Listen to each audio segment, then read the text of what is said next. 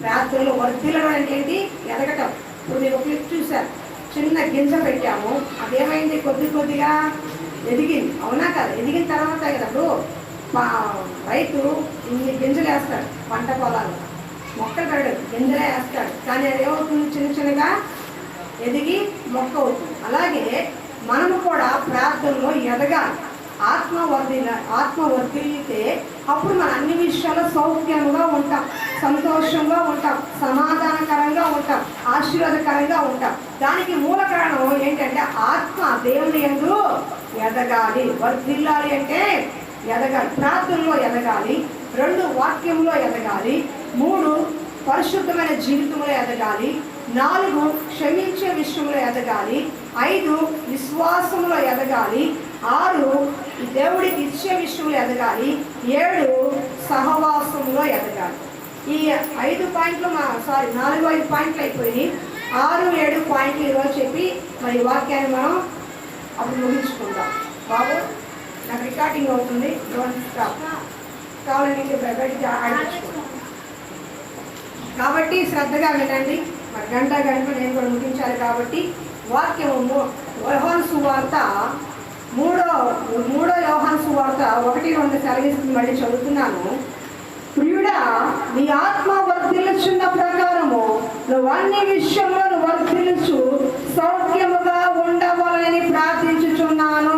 హల్లెలూయా. ఇక్కడ స్పష్టంగా చెప్తున్నాడు యోహాను గారు, ప్రియుడా, నీ ఆత్మ వర్ధిల్లుచున్న ప్రకారం, నువ్వు దేవుళ్ళు ఎదుగుతున్న ప్రకారం, నువ్వు దేవుళ్ళ సహవాసం చేస్తున్న ప్రకారం నువ్వు అన్ని విషయాల్లో కూడా సౌఖ్యముగా ఉండాలి, సంతోషంగా ఉండాలి, ఆశీర్వదించబడాలి అని. క్రైస్తవులు ఎందుకు ఆశీర్వదించబడరు? సంఘానికి వస్తారు, చాలామంది బైబిల్ పట్టుకుని వస్తారు, ప్రార్థన చేస్తారు, చక్కగా అన్ని విషయాల్లో బాగుంటారు, కానీ ఎదుగు పొదుగు లేని జీవితాలుగా ఉంటాయి. ఎక్కడేసిన బొమ్మలంటే అట్లాగే ఉంటారు. ఎందుకని? వారి ఆత్మ ఎదుగుదల లేదు కాబట్టి. ఇప్పుడు నేను ఎదురుగా గర్భంతో కూర్చున్న బాబు ఉంది, మళ్ళీ చెప్తుంది అర్థం అవడం కోసం. ఆవిడ గర్భంతో ఉన్నప్పుడు చిన్న బీజము గర్భంలో ఉంది, కానీ ఇప్పుడు 9 నెలలు వచ్చేసింది. ఇంకా నాకు 1 వీక్లో ఆమె డెలివరీ అయితే ఏమొస్తుంది? పాప బాబో వస్తారంటే 9 నెలలు గర్భం ఎదిగినట్టే లేదా? బాబు పిండము గర్భము ఎదిగినట్టే కదా? నెల గ్రోత్ పెరుగుతుందా లేదా? పెరగకపోతే ఏమంటారు? భయపడతారు, అవునా? కడుపులో తిరగకపోతేనే భయపడతారు. నెల కడుపు ఎత్తుగా రాకపోతే భయపడతారు, అవునా కదా? ఏ నెల కాలంలో బేబీ గ్రోత్ పెరిగి తగిన సమయంలో బయటికి వస్తే సంతోషం, సమాధానం, ఆశీర్వాదం, అంతే కదా? ఆ తల్లికి కూడా సంతోషం. అలాగే దేవుడు నమ్ముకున్నామని, మందిరానికి వెళ్ళామని, ఏదో కానుకిచ్చామని దేవుడు ఆశీర్వదించడు. నీ ఆత్మ దేవుళ్ళో ఎదగాలి. ఈ ప్రతి నెల, ప్రతి వారం కూడా నీ ఆత్మ దేవుళ్ళో ఎదగాలి. వాక్యం ఏం చెబుతుంది, ఎలా ఉండమంటుంది, ఏం చేయమంటున్నాడు దేవుడని అర్థం చేసుకుని ఎదగాలి. అదే ఎదగాలంటే అప్పుడు ఎప్పుడైతే నువ్వు ఆ వాక్యంలో ఎదుగుతూ ఉంటావో, నీ ఆత్మ ఎదుగుతూ ఉంటుందో, అన్ని విషయాల్లో దేవుడు నీకు సౌఖ్యాన్ని ఇస్తాడు. అంటే సుఖాన్ని, సంతోషాన్ని, ఆశీర్వాదాన్ని ఇస్తాడు. మూలం ఏంటంటే నీ ఆత్మ ఎదగాలి. చెప్పండి, నీ ఆత్మ ఎదగాలి. ఇప్పుడు 5 పాయింట్లు నేను 4-5 పాయింట్లు చెప్పాను, 6-7 పాయింట్లు చెప్తున్నాను. ఈ 6వ పాయింట్ దేవుడికి ఇచ్చే విషయంలో ఎదగాలి. చాలామంది ఇక్కడ 2 కారణాలు వివరంగా చెప్తాను. అసలు ఎందుకు ఇవ్వాలండి? దేవుడికి ఎందుకు ఇవ్వాలి? సర్వ సృష్టిని సృష్టించిన దేవుడు ఆయన కదా, ఆయనకి మనం ఎందుకు ఇవ్వాలి? దేనికి ఇవ్వాలి? ఆయనే మనకి ఇవ్వాలి, కానీ ఆయన పని ఏంటి అని ఒకవేళ మీకు ఏమైనా డౌట్లు ఉంటే నేను బైబిల్ గ్రంథంలో నుంచి ఈ రోజున కొన్ని వాక్యాలు మీ ముందు ఉంచాలనుకుంటున్నాను. మొట్టమొదటిగా దేవుడికి ఇవ్వాలి అనేది దేవుడు మనకిచ్చిన ఆజ్ఞ. దేవుడు మనకిచ్చిన ఆజ్ఞ. ఎందుకంటే భాగ్యము సంపాదించుకునే సామర్థ్యము దేవుడు నీకు నాకు ఇస్తే వచ్చేది. అర్థమవుతుందా? అంటే నువ్వు బలము తెచ్చుకుని ఆరోగ్యంగా ఉండి చక్కగా, ఇప్పుడు మీరందరూ పనులకి వెళ్తారు, ఆరోగ్యం ఉండేకి వెళ్తారు, జ్వరం వస్తే వెళ్తారా? ఏమైనా ఇబ్బందికర పరిస్థితి వెళ్తారా? ఎందుకని? అన్నీ బాగుంటే పనికి వెళ్తాం. ఆ బాగు ఎవరు ఇవ్వాలి? దేవుడు ఇచ్చేది. ఎవరిచ్చేది? నీ ఆరోగ్యం, నీ ఆయుష్కాలం ఎవరి చేతిలో ఉంది? దేవుడి చేతిలో ఉంది. కాబట్టి ఈ భూమి కింద ఉన్న మనము దేవాదేవుడైన దేవుని వైపు చూస్తూ, అయా నాదంటూ ఏమీ లేదు, సమస్తము నువ్విచ్చిందే, ఈ పని నువ్విచ్చిందే, ఈ వ్యాపారం నువ్విచ్చిందే, ఈ కుటుంబం నువ్విచ్చిందే, ఈ బలము, ఈ శక్తి, ఈ ఆయుష్ నువ్విచ్చిందే, నువ్విచ్చిన ఆరోగ్యాన్ని బట్టి నేను పని చేస్తున్నాను, నాకు ఆయుష్ ఉంది కాబట్టి నేను పని చేస్తున్నాను. నిన్ను చూసిన వారు ఈ రోజు నేను బతికి లేరు, నిన్న ఉన్నవారు ఈ రోజు యాక్సిడెంట్లో హాస్పిటల్ చాలా మంది ఉన్నారు. మరి నేనైతే నీ కృపలో బ్రతికి బట్ట కట్టి ఈ రోజు పని చేసుకుంటున్నాను, వ్యాపారం చేసుకుంటున్నాను, నా కుటుంబాన్ని పోషించుకుంటున్నాను. ఇది నువ్వు నాకు ఇచ్చిన భాగ్యము కాబట్టి నువ్వు నాకు ఇచ్చిన దాంట్లో నుంచి 10వ వంతు కొంత నీకు కృతజ్ఞతగా ఇస్తున్నాను. కృతజ్ఞత అర్పణ అంటారు. దాన్ని ఏమంటారు? దశభాగాన్ని కృతజ్ఞత అర్పణ. ద్వితీయోపదేశ కాండము 12వ చూడండి. నేను కొన్ని లేఖనాలు చెప్తాను, ఎందుకు ఇవ్వాలి అనేది మీకు చెప్తున్నాను. ఇస్తే తర్వాత ఏంటో చెప్తాను. ఫస్ట్ దేవుడికి ఎందుకు ఇవ్వాలి. ద్వితీయోపదేశ కాండము త్వరగా రిఫరెన్స్ ఉన్నాయి 5-6, నేను చదివి మీకు అర్థాన్ని చెప్తాను. 6వ అధ్యాయం చూడండి అమ్మ. ద్వితీయోపదేశ కాండము 6వ అధ్యాయం. దేవుడికి ఎందుకు ఇవ్వాలి అంటే ఇక్కడ రాశాడు దేవుడు. 12వ చూడండి ఒకసారి. 12వ అధ్యాయం 6వ వచనం. దేవుడు ఇచ్చిన ఆజ్ఞ ఏమంటున్నాడంటే ఇశ్రాయేలు జనానికి, మీ దేవుడైన యెహోవా మీ సమస్త గోత్రంలో తన నామం స్థాపించుకున్నటకు నివాస స్థానముగా ఏర్పరచుకున్న స్థలమును వెతికి అక్కడే యాత్రలు చేయుచుండవని. అక్కడే మీరు దహన బలులను, మీ బలులను, మీ దశమ భాగములను, ప్రతిష్ఠిత అర్పణలను, నైవేద్యములను, రొక్కు బలులను, స్వేచ్ఛార్పణలు, పశువుల్లోను గొర్రెల్లోను మేకలను తొలిచూలు వాటిని తీసుకొని రావలెను. మీరు మీ దేవుడైన యెహోవా మిమ్ము ఆశీర్వదించి మీకు కలగజేసిన మీ కుటుంబములో మీ దేవుడైన యెహోవా సన్నిధిని భోజనం చేసి మీ చేతి పనులన్నిటి యందు సంతోషించవలెను. హల్లెలూయా.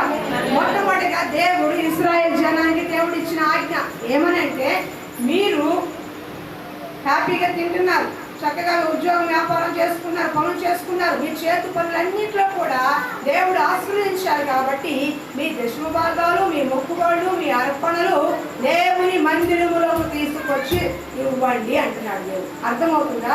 ఎందుకు అంటే ద్వితీయోపదేశ కాండం 18 చూడండి. ఇంకో మాట చెప్తాను మీకు అర్థమయ్యేలాగా. ద్వితీయోపదేశం 18:1. యాజకులైన లేవీలకు అనగా లేవీ గోత్రులందరికీ ఇశ్రాయేలులో పాలైనను స్వాస్థమైనను ఉండదు. వారు యెహోవా హోమ ద్రవ్యములను తిందురు, అది వారి హక్కు. వారి సహోదరులతో వారి స్వాస్థ్యము కలగదు. యెహోవా వారితో చెప్పినట్లు ఆయనే వారికి స్వాస్థ్యము. హల్లెలూయా. నేను చాలా ఇన్స్టెంట్లో డ్రోన్ ఇస్తాను. మా బాబుని తీసుకెళ్ళి బయటికి. స్తోత్రం. దేవుడు చెప్తున్నాడు, నీ దేవుడైన యెహోవా మా వినండి. లేవీయులకి ఎవరంటే స్వాస్థ్యము? దేవుడే స్వాస్థ్యం. అక్కడ కూర్చోమ్మా, అమ్మా కుర్చీ వేసి కూర్చో, ఆడుకోండి. ఆ బొమ్మలో తీసుకురా, కుర్చీ వేసి కూర్చో. వినండి. ఒకటి, నీ దేవుడైన మందిరంలోకి తీసుకొచ్చి అర్పణ అర్పించాలి. అర్థమవుతుందా? రెండోది ఎందుకు ఇవ్వాలి అంటే యాజకులు తినటానికి, పరిచర్య సహాయ సహకారం అందించడానికి దేవుడు వారికి ఇచ్చిన హక్కు.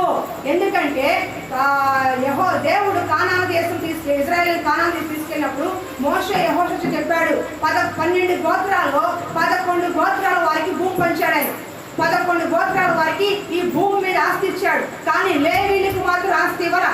లేవీయులు ఎవరంటే దేవుని యాజకులు. లేవీయులు ఎవరంటే దేవుడు సేవ చేసేవారు. లేవీయులు ఎవరంటే స్తుతించేవారు. లేవీయులు ఎవరంటే దేవుని పరిచయం చేసేవారు. వాళ్ళకి భూమి మీద స్వాస్థ్యం లేదు, వారికి స్వాస్థ్యం లేదే. వాళ్ళకి ఈ భూమి మీద ఆస్తి అంటూ ఏమీ లేదు. వారికి యెహోవాయే స్వాస్థ్యం, అంటే దేవుడే వాళ్ళకి ఆస్తి. మరి ఎలా తింటారంటే ఈ 11 గోత్రాల వారు భూమి పంట పండిస్తారు కదా, 11 గోత్రాల వారు గొర్రెలు కాచుకుంటారు కదా, 11 గోత్రాల వారు పశువులు కాచుకుంటారు కదా. ఆ తొలి చోలు పశువులు, ఆ తొలి చూలు పంట, ఆ తొలి చూలు వచ్చే ఆదాయము దశమ భాగంగా లేవీయులకు ఇవ్వాలి. దశమ భాగంగా లేవీయులకు ఇవ్వాలి. ఎందుకు? యెహోవా వారికి స్వాస్థ్యం. వాళ్ళు చేసే పని ఏంటి? దేవుడు సేవ చేస్తున్నారు. వీళ్ళు ఏం చేస్తున్నారు? లోకంలో పశువులు కాసుకుంటున్నారు, పంట పండించుకుంటున్నారు, ఉద్యోగం చేసుకుంటున్నారు, వ్యాపారం చేసుకుంటున్నారు, సమస్తం చేసుకుని డబ్బు సంపాదిస్తున్నారు. దాంట్లో 10వ వంతు ఈ 11 గోత్రాల వారు ఆ లేవీయులకి ఇవ్వాలి. అది యెహోవా పెట్టిన ఆజ్ఞ. ఎందుకంటే వాళ్ళు నా పని చేస్తున్నారు కాబట్టి, నా మీద ఆధారపడ్డారు కాబట్టి, మీ దశమ భాగం మీరు 100 రూపాయలు సంపాదిస్తే దాంట్లో 10వ వంతు 10 రూపాయలు వాళ్ళకి చెందాల్సిందని 11 గోత్రాల జన అందరికీ దేవుడు ఆజ్ఞ ఇచ్చాడు. అందుకు మందిరంలో మన దశమభాగం అప్పగించాలి. అర్థమవుతుందా? ఇప్పుడు మీకు అర్థం అవడం కోసం చెప్పి ఇక్కడ కూర్చున్న మీ అందరూ కూడా పని పాటలు ఉన్నాయా లేవా? ఏమా పని చేసుకుంటారా లేదా? షో ఏం తిరుగుతున్నావు ఇటో కూర్చో, కూర్చో. వినండమ్మా ప్లీజ్. ఎవరు చేసుకోండి బాబు. ఫోన్ బయట మాట్లాడాలి, ఫోన్ బయటికి వెళ్ళి మాట్లాడాలి, ఇక్కడ మాట్లాడకూడదు. మందిరంలో చూడండి ఏం చెప్పాను. తెలుసు రక్తం వేసి ఇప్పుడు మీరందరూ పని చేస్తున్నారు. నువ్వు పూలు అమ్ముకున్నావు, టిఫిన్ వ్యాపారం చేసుకుంటే నేను చేపలు అమ్ముకున్నాను, చేపలు అమ్మింది ఇక్కడ అంటే వాళ్ళు దానికి పని చేస్తారు. వీళ్ళందరూ కూడా వాళ్ళు పని చేస్తారు. ఇప్పుడు నేనేం చేస్తున్నాను? ఉద్యోగం చేస్తున్నానా? వ్యాపారం చేస్తున్నా? దేవుడు పని చేస్తున్నా. అవునా? దేవుడు పని చేస్తున్నా. నా దేవుడి పని నేను చేస్తున్నా. ఎందుకంటే ఆయన పనిగా పెట్టుకున్నాడు కాబట్టి. ఆయన పని నన్ను పెట్టుకున్నాను. పోషించాల్సిన బాధ్యత ఎవరిది? నా దేవుడు. ఆ దేవుడు ఎవరి ద్వారా పోషిస్తాడు? సంఘము ద్వారా. సంఘములో అంటే ఎవరు? మీ అందరూ. అర్థమవుతుందా? మీరు చేసే పని పాటల్లో నుంచి, వ్యాపార లావాదేవీల్లో నుంచి, మీకు వచ్చిన స్వాస్థ్యంలో నుంచి, ఆస్తిపాస్తుల్లో నుంచి ఆ దశమభాగం మందిరంలో తీసుకొచ్చి ఇచ్చిన దాన్ని బట్టి ఈ పరిచర్య కొనసాగించాలి. ఈ పరిచర్యకి ఏం కావాలో కొనాలి. ఈ పరిచర్యకి ఎలా ముందు తీసుకెళ్ళా చేయాలి. దాని తోడు పరిచర్య సేవ చేసిన సేవకురాల ఆహారము తినాలి. కాబట్టి అందుకు దేవుడిచ్చిన ఆజ్ఞ ఏంటంటే దశమభాగం మీరు మందిరంలో తీసుకొచ్చి ఇవ్వాలి. ఎందుకు ఇవ్వాలంటే దేవుడిచ్చిన ఆజ్ఞ. రెండోది సేవకులు యెహోవా ఇచ్చిన స్వాస్థ్యం. మాకంటూ ఈ భూమి మీద ఆస్తులు. నిజం చెప్తున్నాను, నేను ఎవరిని ఉద్దేశించి మాట్లాడలేదు, కానీ నిజమైన సేవకుడు ఆస్తులు సంపాదించుకోడు. నిజమైన సేవకుడికి ఆస్తులు ఉండవు. వాళ్ళే ఒక ఆస్తి, వాళ్ళ దేవుడే ఒక ఆస్తి. అర్థమవుతుందా? అలాంటి సేవకులు చాలామంది ఉన్నారు. చెన్నై పట్టణంలో నేను శ్యామ్ సుందర్ గారు విన్నాను. పాస్ సంఘంలో పాస్టర్ గారు చెప్తుండేవాళ్ళు సాక్ష్యము. ఆయన ఒకసారి నేను చూశాను. ఆయనకంటూ సొంత ఇల్లు లేదు, ఆయనకంటూ సొంతగా ఏమీ లేదు, కానీ ఎన్నో సంవత్సరాలు చాలా సింపుల్గా సేవ చేశాడు.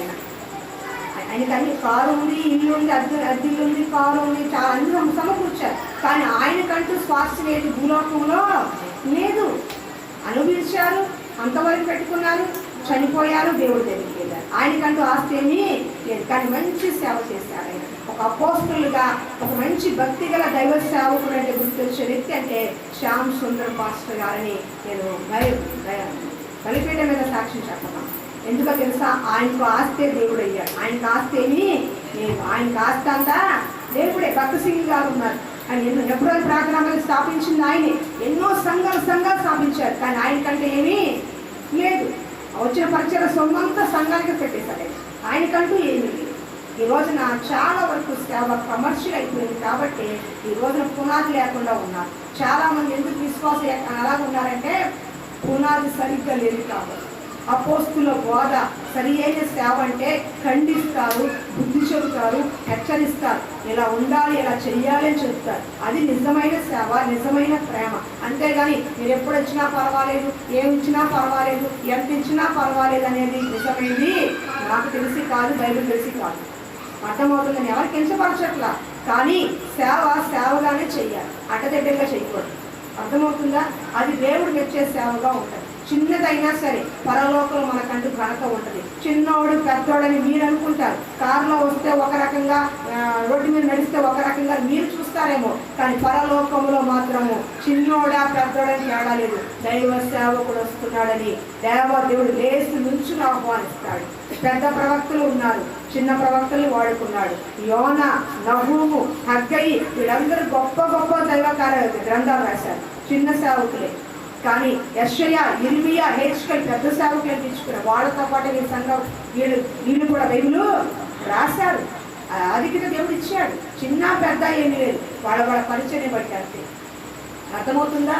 మనం చూసే కాదు, మనకేంటంటే హోదా, కారు, లగ్జరీ చూస్తాం. కానీ ఒక గుర్తుపెట్టుకోండి, ఆ స్థాయికి వచ్చిన సేవకుడు ఒకప్పుడు తినటానికి లేనివాడు. ఆ స్థాయికి వచ్చిన ఒక సేవకుడు ఒకప్పుడు రోడ్డు మీద నడుచుకుంటూ వెళ్ళినవాడు. ఆ స్థాయికి వచ్చిన సేవకుడు ఒకప్పుడు ఎన్నో కష్ట నష్టాలు పడ్డవాడే. ఈ రోజున ఆ స్థితికి వచ్చి ఉంటాడు. కానీ అంత మాత్రం చేత వాళ్ళని బట్టి ఎక్కువ చేసుకుని చిన్న వాళ్ళని ఎప్పుడు తక్కువ చేయకూడదు. అర్థమవుతుందా? అలా ఎప్పుడు చూడకండి. ఎవరైనా సేవకులే గౌరవించాలి. ఓకే, ఇప్పుడు నేను చెప్పేది ఏంటి? దశమ భాగం దేవుడి సొమ్ము. అర్థమవుతుందా? దాన్ని దేవుడిచ్చిన ఆజ్ఞ. కాబట్టి మీ అర్పణలు, మొక్కుబడులు అవన్నీ కూడా మందిరంలో తీసుకొచ్చి అర్పించాలి. ఇది దేవుడిచ్చిన ఆజ్ఞ. ప్రసంగి గ్రంథంలో అంటాడు, నువ్వు తిని తాగుతున్నావు కాబట్టి అది దేవుడి దయతో వచ్చిందని జ్ఞాపకం చేసుకో. నువ్వు తింటున్నావు, తాగుతున్నావు, పడుకుంటున్నావు, చక్కగా తిరుగుతున్నావు, క్షేమంగా ఉన్నావు, ఆ క్షేమం కలగజేసిన దేవుడిని జ్ఞాపకం చేసుకో అంటున్నాడు. మలాకి 3:10 చెప్తున్నాడు, మీరు నా సొమ్ము దొంగిలిస్తున్నారు, మీరు దొంగలు రా అన్నాడు. ఎందుకంటే నా దశమ భాగం సొమ్ము మీరు దొంగిలిస్తున్నారు, నా మందిరంలో తీసుకొచ్చి మీరు వేయట్లేదు, మీరు దొంగిలిస్తున్నారు. మీరు దేవుడిచ్చిన ఆజ్ఞ, నా మందిరంలో తీసుకొచ్చి నువ్వు కరెక్ట్గా వేయి, అప్పుడు నన్ను అడుగు, నీకు పట్టా జాలని ఆశీర్వాదాలు కుమ్మరిస్తాను అన్నాడు. మనం ఏమి లేకుండా ఏమి ఇవ్వకుండా అడిగే హక్కు లేదు. కాబట్టి ఇవన్నీ లేఖనాలు చూస్తే దేవుడిచ్చిన ఆజ్ఞ. దశమ భాగం, మొక్కుబడి, అర్పణ, కానుకలు అవన్నీ కూడా దేవుడు పెట్టిన క్రమం, పరిచర్య నిమిత్తము, సేవకుల పోషణ నిమిత్తం. ఎందుకంటే యెహోవాయే వారికి స్వాస్థ్యము గనక, యెహోవా మీద ఆధారపడిన వారు కనుక. కొంతమంది ఉద్యోగం చేసి సేవ చేస్తారు, రైల్వే ఎంప్లాయీస్, గవర్నమెంట్ ఎంప్లాయీస్ చాలా మంది ఉంటారు, వ్యాపారం చేసి సేవ చేస్తారు, ఉద్యోగం చేసి సేవ చేస్తారు. అది ఫుల్ టైం సేవ కాదు, అంటే పూర్తిగా దేవుడికి అప్పగించుకున్న సేవ కాదు. వాళ్ళు ఉద్యోగం చేసుకుంటూ పార్ట్ టైం సేవ చేస్తున్నారు. అంటే ఉద్యోగం ఆదాయం వస్తుందో రాదా? ఏమా రైల్వే ఎంప్లాయీ 30-30 రాదా? ఇప్పుడు వ్యాపారం చేసే డబ్బు రాదా? కానీ ఫుల్ టైం అంటే ఇక ఏ ఆధారము లేదు, దేవుడే ఆధారం. మీకు అర్థమవుతుందా? దేవుడే ఆధారం. అది ఫుల్ టైం మినిస్ట్రీ అంటారు. నేను వచ్చింది ఫుల్ టైం మినిస్ట్రీ, దేవుడే ఆధారం అని. కాబట్టి సంఘము ద్వారానే పరిచర్య కొనసాగించాలి. ఈ సంఘ విశ్వాసం ద్వారానే ఈ పరిచర్య పోషించబడాలి. ఈ పరిచర్య కాస్త ప్రతి అవసరం తీర్చబడాలి. అది ఎవరి బాధ్యత? మీ బాధ్యత. ఎందుకని 11 గోత్రాలైన మీరు లేవీలైన మాకు అర్పించవలసిన అర్పణలు. ఇది అది మా హక్కు, లేవీల హక్కు అన్నాడు దేవుడు. ఎందుకు? వారికి స్వాస్థ్యము నేనే. ఇప్పుడు మీకు అర్థమైందా దేవుడు ఎందుకు ఇమ్మన్నాడు? ఇస్తే నాకేంటి లాభం? ఇప్పుడు అసలు దానికి వస్తున్నా మనకు అనుకుంటాం, నాకేంటి లాభం, నాకేంటి లాభం. దేవుడికి ఇచ్చి, దైవ సేవకుడికి ఇచ్చి నష్టపోయే వాళ్ళు ఎవరూ లేరు. బైబిల్ గ్రంథంలో మీకు ఒక స్త్రీని చూపిస్తాను. ఆ స్త్రీ దేవుడికి, దైవ సేవకి ఏం చేసింది, ఇచ్చినందుకు ఆవిడే పొందుతుంది అనేది మీకు అర్థమయ్యేలా చెబుతాను. 2వ రాజుల గ్రంథము 4వ అధ్యాయానికి, 2వ రాజుల గ్రంథము 4వ అధ్యాయం. మర్చిపోయి ఇంకో విషయం చెప్పడం మీకు. ఇక్కడ పౌలు భక్తుడు చెప్తున్నాడు, దశమ భాగం 10వ వంతు మాత్రమే కాదు, వర్ధిల్లిన కొలది ఇవ్వాలి. అర్థమవుతుందా? చాలా మంది ఆ పదే ఆ వందే అది పెట్టుకుంటారు. అది కాదు. నువ్వు వర్ధిల్లుతున్న కొలది నువ్వు దేవుడికి హెచ్చుగా ఇవ్వాలి. కుటుంబంలో 4 సంపాదిస్తారు, కానీ ఒక్కళ్ళే తీసుకొస్తారు. అప్పుడేమవుతుంది? వర్ధిల్లిన కొలది ఇవ్వటం అంటే ఎక్కడిస్తున్నారు? మరి దాచేసినట్టుగా సైడ్ అలా చేయకూడదు. దేవుడు ఇచ్చిందా దేవుడికి ఇచ్చే నమ్మకంగా కొంచెంలో నమ్మకంగా ఉన్నాడు, అనేక విషయాల్లో గొప్పవారిగా చేస్తాడు. 2వ రాజుల గ్రంథము 4వ అధ్యాయం చూడండి, త్వరగా తీయండి. 2వ రాజుల గ్రంథము 4వ అధ్యాయం. ఫస్ట్ మనం చెప్పేది ఇచ్చే విషయంలో ఎదగాలి. ఫస్ట్ ఏ విషయంలో చెప్పాను? క్రీడాని ఆత్మ వర్తిల్చున్న ప్రకారము నువ్వు అన్ని విషయములో సౌఖ్యముగా ఉండాలి. ఉండాలి అంటే నీ ఆత్మ ఎదగాలి. దేంట్లో ఎదగాలి? ప్రార్థనలో ఎదగాలి, వాక్యంలో ఎదగాలి, పరిశుద్ధమైన జీవితంలో ఎదగాలి, క్షమించే విషయంలో ఎదగాలి, విశ్వాసంలో ఎదగాలి, ఇచ్చే విషయంలో ఎదగాలి, సహవాసంలో ఎదగాలి. ఇప్పుడు 6వ పాయింట్, దేవుడికి ఇచ్చే విషయంలో మనము ఎదగాలి. ఎదగాలంటే మీకు ఓపెన్గా మాట చెప్తా. ఈ రోజున 100 రూపాయలు మన దశమ భాగం ఇస్తున్నాం, 200 ఎప్పుడు ఇవ్వాలని ఆలోచన చేయాలి. దేవుడికి 200 రూపాయలు ఎప్పుడు నేను అంటే ఏంటి? మీరు ఎదిగినట్టే కాదా? 200 మీరు ఇవ్వాలంటే మీ సంపాదన పెరగాల వద్దా? పెరిగితే కదా మిస్తారు. ఊరు ఎవరు కదా మీరేమి అంటే ఏంటి? మీరు వాంఛ కలిగి ఉండాలి. అయ్యా ఈ రోజున నా సంపాదన నేను పూల వ్యాపారం చేసుకుంటే వారానికి 50-100 నేను ఇస్తున్నాను. ఈ పూల వ్యాపారాన్ని ఆస్వాదించి ఈ దశమ భాగాన్ని పెంచండి, దశమ భాగాన్ని పెంచండి అని మీరు ప్రార్థన చేసుకోవాలి. అప్పుడు మీ కష్టార్జితాన్ని దేవుడు ఆస్వాదించి ఇచ్చే దాంట్లో కూడా ఎక్కువ ఇవ్వడానికి దేవుడు సహాయం చేస్తాడు. అర్థమవుతుందా? ఆ ప్రార్థన ఎవరు చేయాలి? మీరు చేసుకోవాలి. అయ్యా నా కుటుంబాన్ని, నా పరిస్థితిని, నా వ్యాపారాన్ని, నా పనిని, ఉద్యోగం చేస్తుంటే ఆ ఉద్యోగంలో శాలరీని పెంచమని మీరు ప్రార్థన చేయాలి. వ్యాపారం చేసుకుంటే ఒక 100 రూపాయలు పెంచమని మీరు ప్రార్థన చేసుకోవాలి. కూలి పనికి వెళ్తుంటే 300 కూలి ఇస్తుంటే ఒక 50-100 పెంచమని మీరు ప్రార్థన చేసుకోవాలి. అప్పుడు మీ ప్రార్థన ఆలకించి వాళ్ళ మనుషుల దయ కలిగించి మీరు పెంచుతాడు. అర్థమవుతుందా? అప్పుడేమవుతుంది, 100 రూపాయలు ఇచ్చిన వాళ్ళు రేపు వద్దున వచ్చే వారానికి 200 దానికి 100 దాచేసుకుంటారు చెప్పకుండా. 200 ఇచ్చి అంటాకుంటారు, 100 ఇచ్చి అంటాకుంటారు, 1000 ఇచ్చి అంటాకుంటారు. అందుకే అంటారు మీరు దొంగలో అంటున్నారు. దొంగలో సొమ్ముని దొంగిలిస్తున్నారు కాబట్టి మీరు అట్లాగే ఉన్నారు. తప్పమ్మా. దశమ భాగము విషయంలో నమ్మకంగా ఉండండి. మీరు కుటుంబాలు అపారమితంగా దేవుడు ఆశీర్వదిస్తాడు. దేవుడు అడుక్కునేవాడు కాదు. ఆయన నువ్వు ఇచ్చేది నేను ఇచ్చేది నా తెలియబెడతాను. సర్వసృష్టి ఆయన నువ్వు ఇవ్వడానికి ఏ పాటు వాడు, కానీ ఇచ్చేది మంచి మనసుతో కృతజ్ఞ నిండి హృదయంతో ఇవ్వమన్నాడు. అయ్యా ఇదంతా నువ్వు ఇచ్చింది, ఈ బలము శక్తి ఎవరు పెట్టమన్నాడు. వాళ్ళు పనికి వెళ్తారు. బలము శక్తి ఉండబట్టే కదా వెళ్ళారు. వాళ్ళైనా సరే ఆ పని ఇచ్చింది ఎవరు, ఆరోగ్యం ఇచ్చింది ఎవరు, ఆ పని చేసిన క్షేమాన్ని ఇంటికి వెళ్తుంది ఎవరు, ఏ అపాయం లేకుండా, ఎవరు గుద్దకుండా, వీళ్ళు ఎవరు గుద్దకుండా. అవునా? కాబట్టి దానిని బట్టి కృతజ్ఞతగా ఇదిగోయా ఇస్తున్నాను, నా కష్టాల నుంచి నన్ను నా కుటుంబాన్ని కాపాడావు కదా, నన్ను నా కుటుంబాన్ని నెలంతా పోషించావు కదా, నన్ను నా కుటుంబాన్ని వారమంతా కాపాడావు కదా, అందుకు నేను ఇస్తున్నాను కృతజ్ఞతగా అని మంచి మనసుతో ఇవ్వాలి. గొడుక్కుంటూ సణుక్కుంటూ ఇవ్వకూడదు. ఉత్సాహంగా ఇచ్చేవాడిని ప్రేమిస్తారు. మీ ఇంటికి ఎవరైనా భోజనానికి వచ్చారనుకో, మంచిగా పెడతారా, గొడుక్కులు పెడతారా? పెట్టే ఒక పూటైనా మంచి భోజనం చక్కగా పెడతారు. గొడుక్కులు రెండోసారి వస్తారా?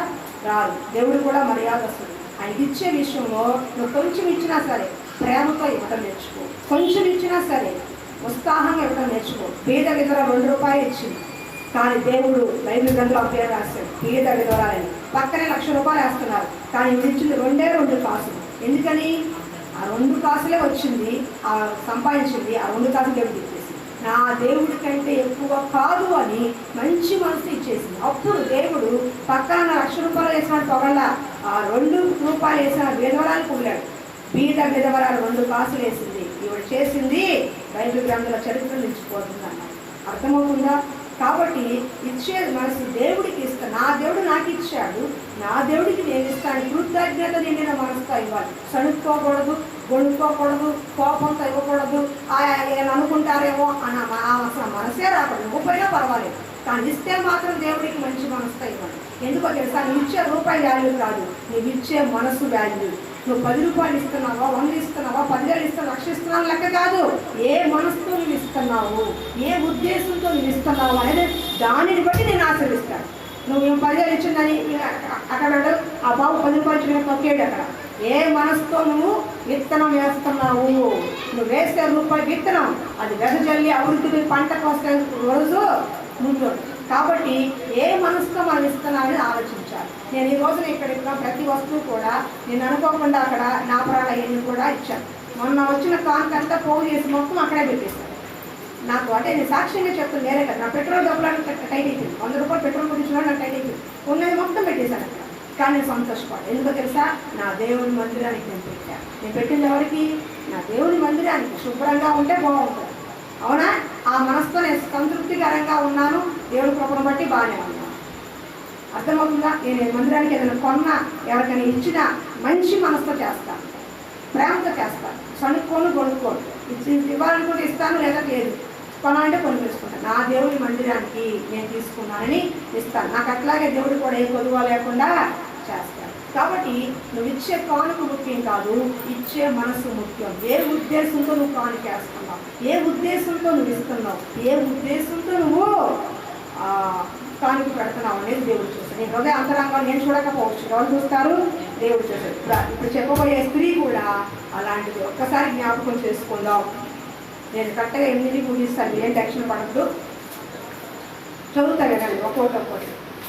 2వ రాజుల గ్రంథము 4:8 నుంచి.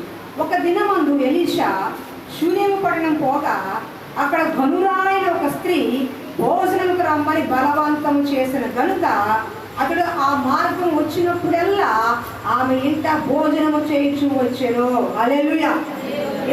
దేవుడు ఎందుకు ఇవ్వాలనేది తెలుసుకున్నారు. ఇస్తే మీకేంటని చెప్తున్నారు. 2 విషయాలు. దేవుడికి ఇచ్చే విషయంలో వర్ధిల్తే మీరు బాగుంటారని చెప్పారు. నువ్వే ఎందుకు ఇవ్వాలని చెప్పారు. ఇస్తే మీకేంటి తెలియాలి, మీకు కూడా ఇవ్వడం వల్ల మాకేంటి ఉపయోగం, మా కష్టం అని చెప్తున్నాం కదా అని అనుకుంటారు కదా. వివరంగా చెప్తున్నారు.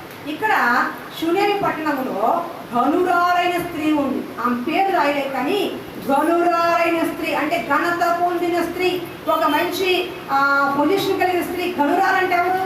సొమ్మున్న ఆవిడ. ఘనురాలంటే ఎవరు? స్తోమత ఉన్న ఆవిడ. ఘనురాలంటే ఎవరు? పేరున్న ఆవిడ. అంతే కదా, ఘనురాలంటే గంట పొందిన ఆవిడ. ఆ స్త్రీ ఎలీషాని చూసి మార్గం వచ్చిపోతున్నప్పుడల్లా కూడా ఒక సేవకుడు వెళ్ళి వస్తూ ఉంటే భోజనానికి రమ్మని బలవంతం చేసిందంట. ఏంటి? బాగా వినండి, ఇది చాలా ప్రాముఖ్యమైనది. మీకు ఇవ్వటం కాదు, ఇస్తే ఏంటి మీకు తెలిస్తేనే మీకు అర్థమవుతుందా?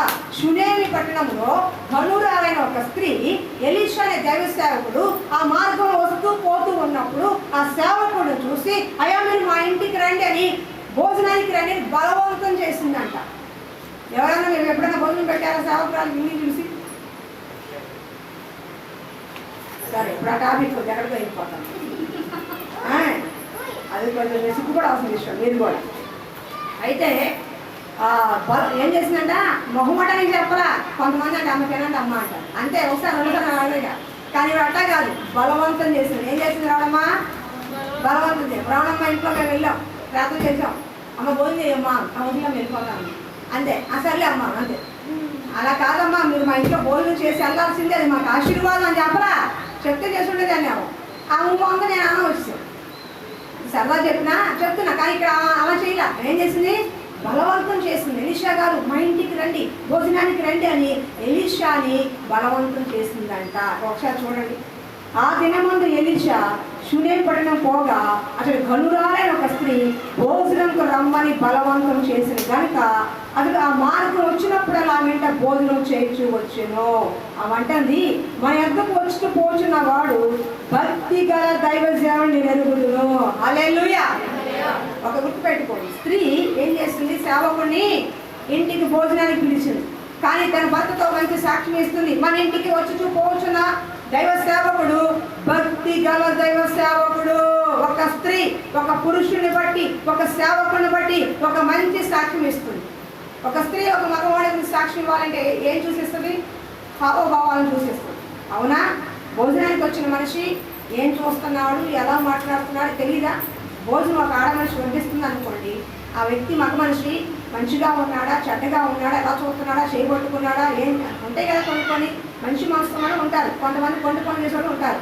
కానీ తన భర్తతో చెప్తుంది, మన ఇంటికి వచ్చి పోతున్న వ్యక్తి భక్తి గల దైవ సేవకుడని ఒక ఆడ మనిషి ఒక మగ మనిషి కోసం సేవకుడిని సాక్ష్యం చేస్తుంది. ఇలాంటి సాక్ష్యం ఉండాలి. మీ ఇంటికి వచ్చే సేవకురాలు కానీ సేవకుడు కానీ భక్తి గల సేవకుడు అని పిలిచారు. భక్తి గల సేవకుడు ఎలా ఉంటాడంటే దేవుని మీద ఆధారపడే వ్యక్తి ఉంటాడు. ఆ ఇంటికి వచ్చి నాకు భోజనం పెట్టిన అడగల. ఎలీషా నా ఇంటి ఘనురాలైన స్త్రీ, ఈ ఇల్లు ఎంత బిల్డింగ్గా ఉంది, చాలా ఉన్న మనిషిలాగా ఉంది, ఎంత మంచి కానికి ఇస్తుందేమో, ఎంత భోజనం పెడుతుందేమో, ఎంత మంచి జాయింట్ బిర్యానీ పెడతానా ఉద్దేశం తెల్లా. అసలు ఆయన ఉద్దేశమే లేదు. పిలిచింది ఎవరు? షూనేముడే పిలిచింది. అయ్యా మా ఇంటికి రండి అయ్యా, మా ఇంటికి రండి అయ్యా అని బలవంతంగా పిలుచుకుంది సేవకుడిని. సేవకుడు అయితే మాత్రం అలా చూసుకుని వెళ్ళాలి. భక్తి గల సేవకుడు ఇతరుల మీద ఆధారపడడు.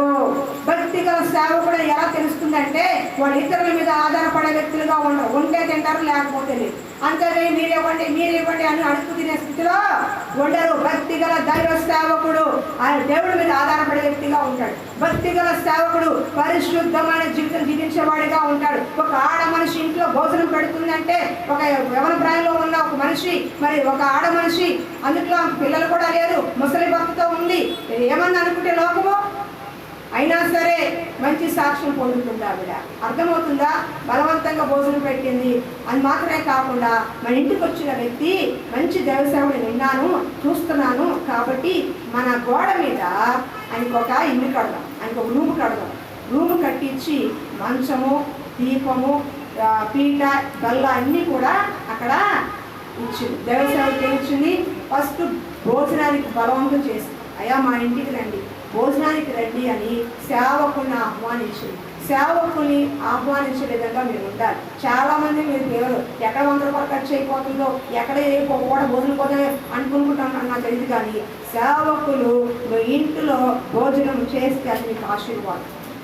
ఒకవేళ భోజనం పెట్టలేని పరిస్థితిలో ఉండి మాకేంటంటే కనీసం పండో పర్వాలా తీసుకొచ్చి నేను ఇంతవరకు చూస్తున్నా ఎవరో పండు ఇవ్వను మహాబాబు ఏదో ఒకరిద్దరు పాత ఇప్పుడు ఈ సమయం చెప్తుంది. అర్థమవుతుందా? ఎందుకని తెలిసి ఇవ్వలేదో తెలియకుండా లేదు.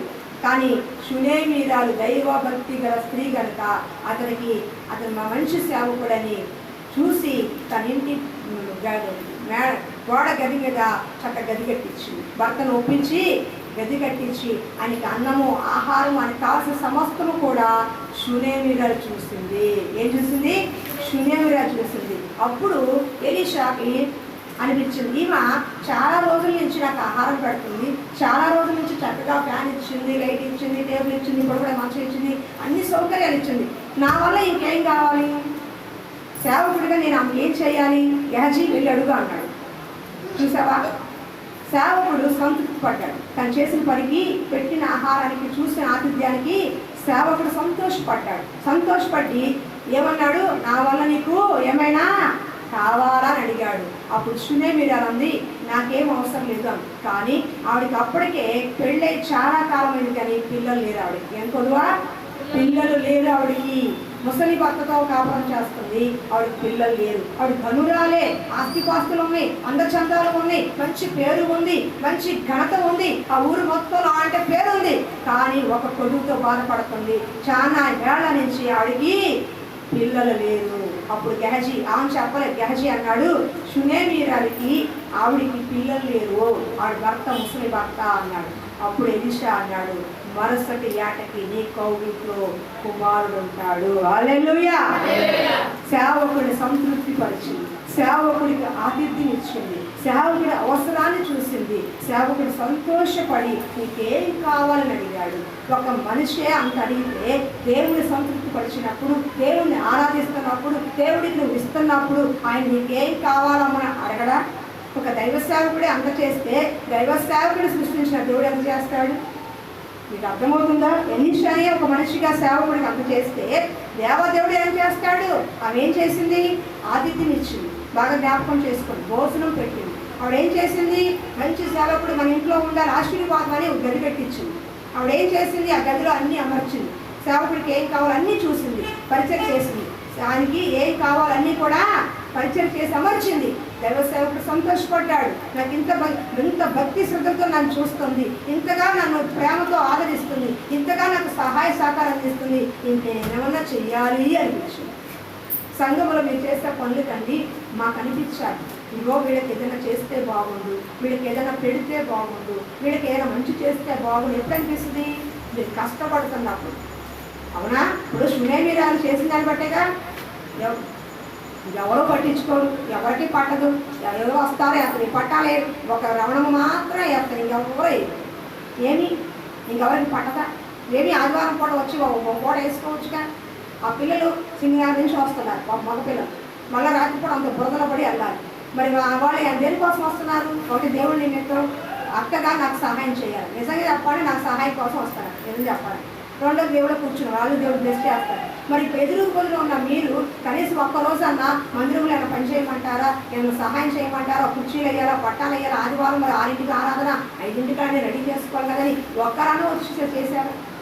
కానీ షునేమీరాలు దైవ సేవకుడికి అన్నీ అమర్చింది, సంతృప్తి పడి దైవ సేవకుడు అన్నాడు, నీకేం కావాలన్నా?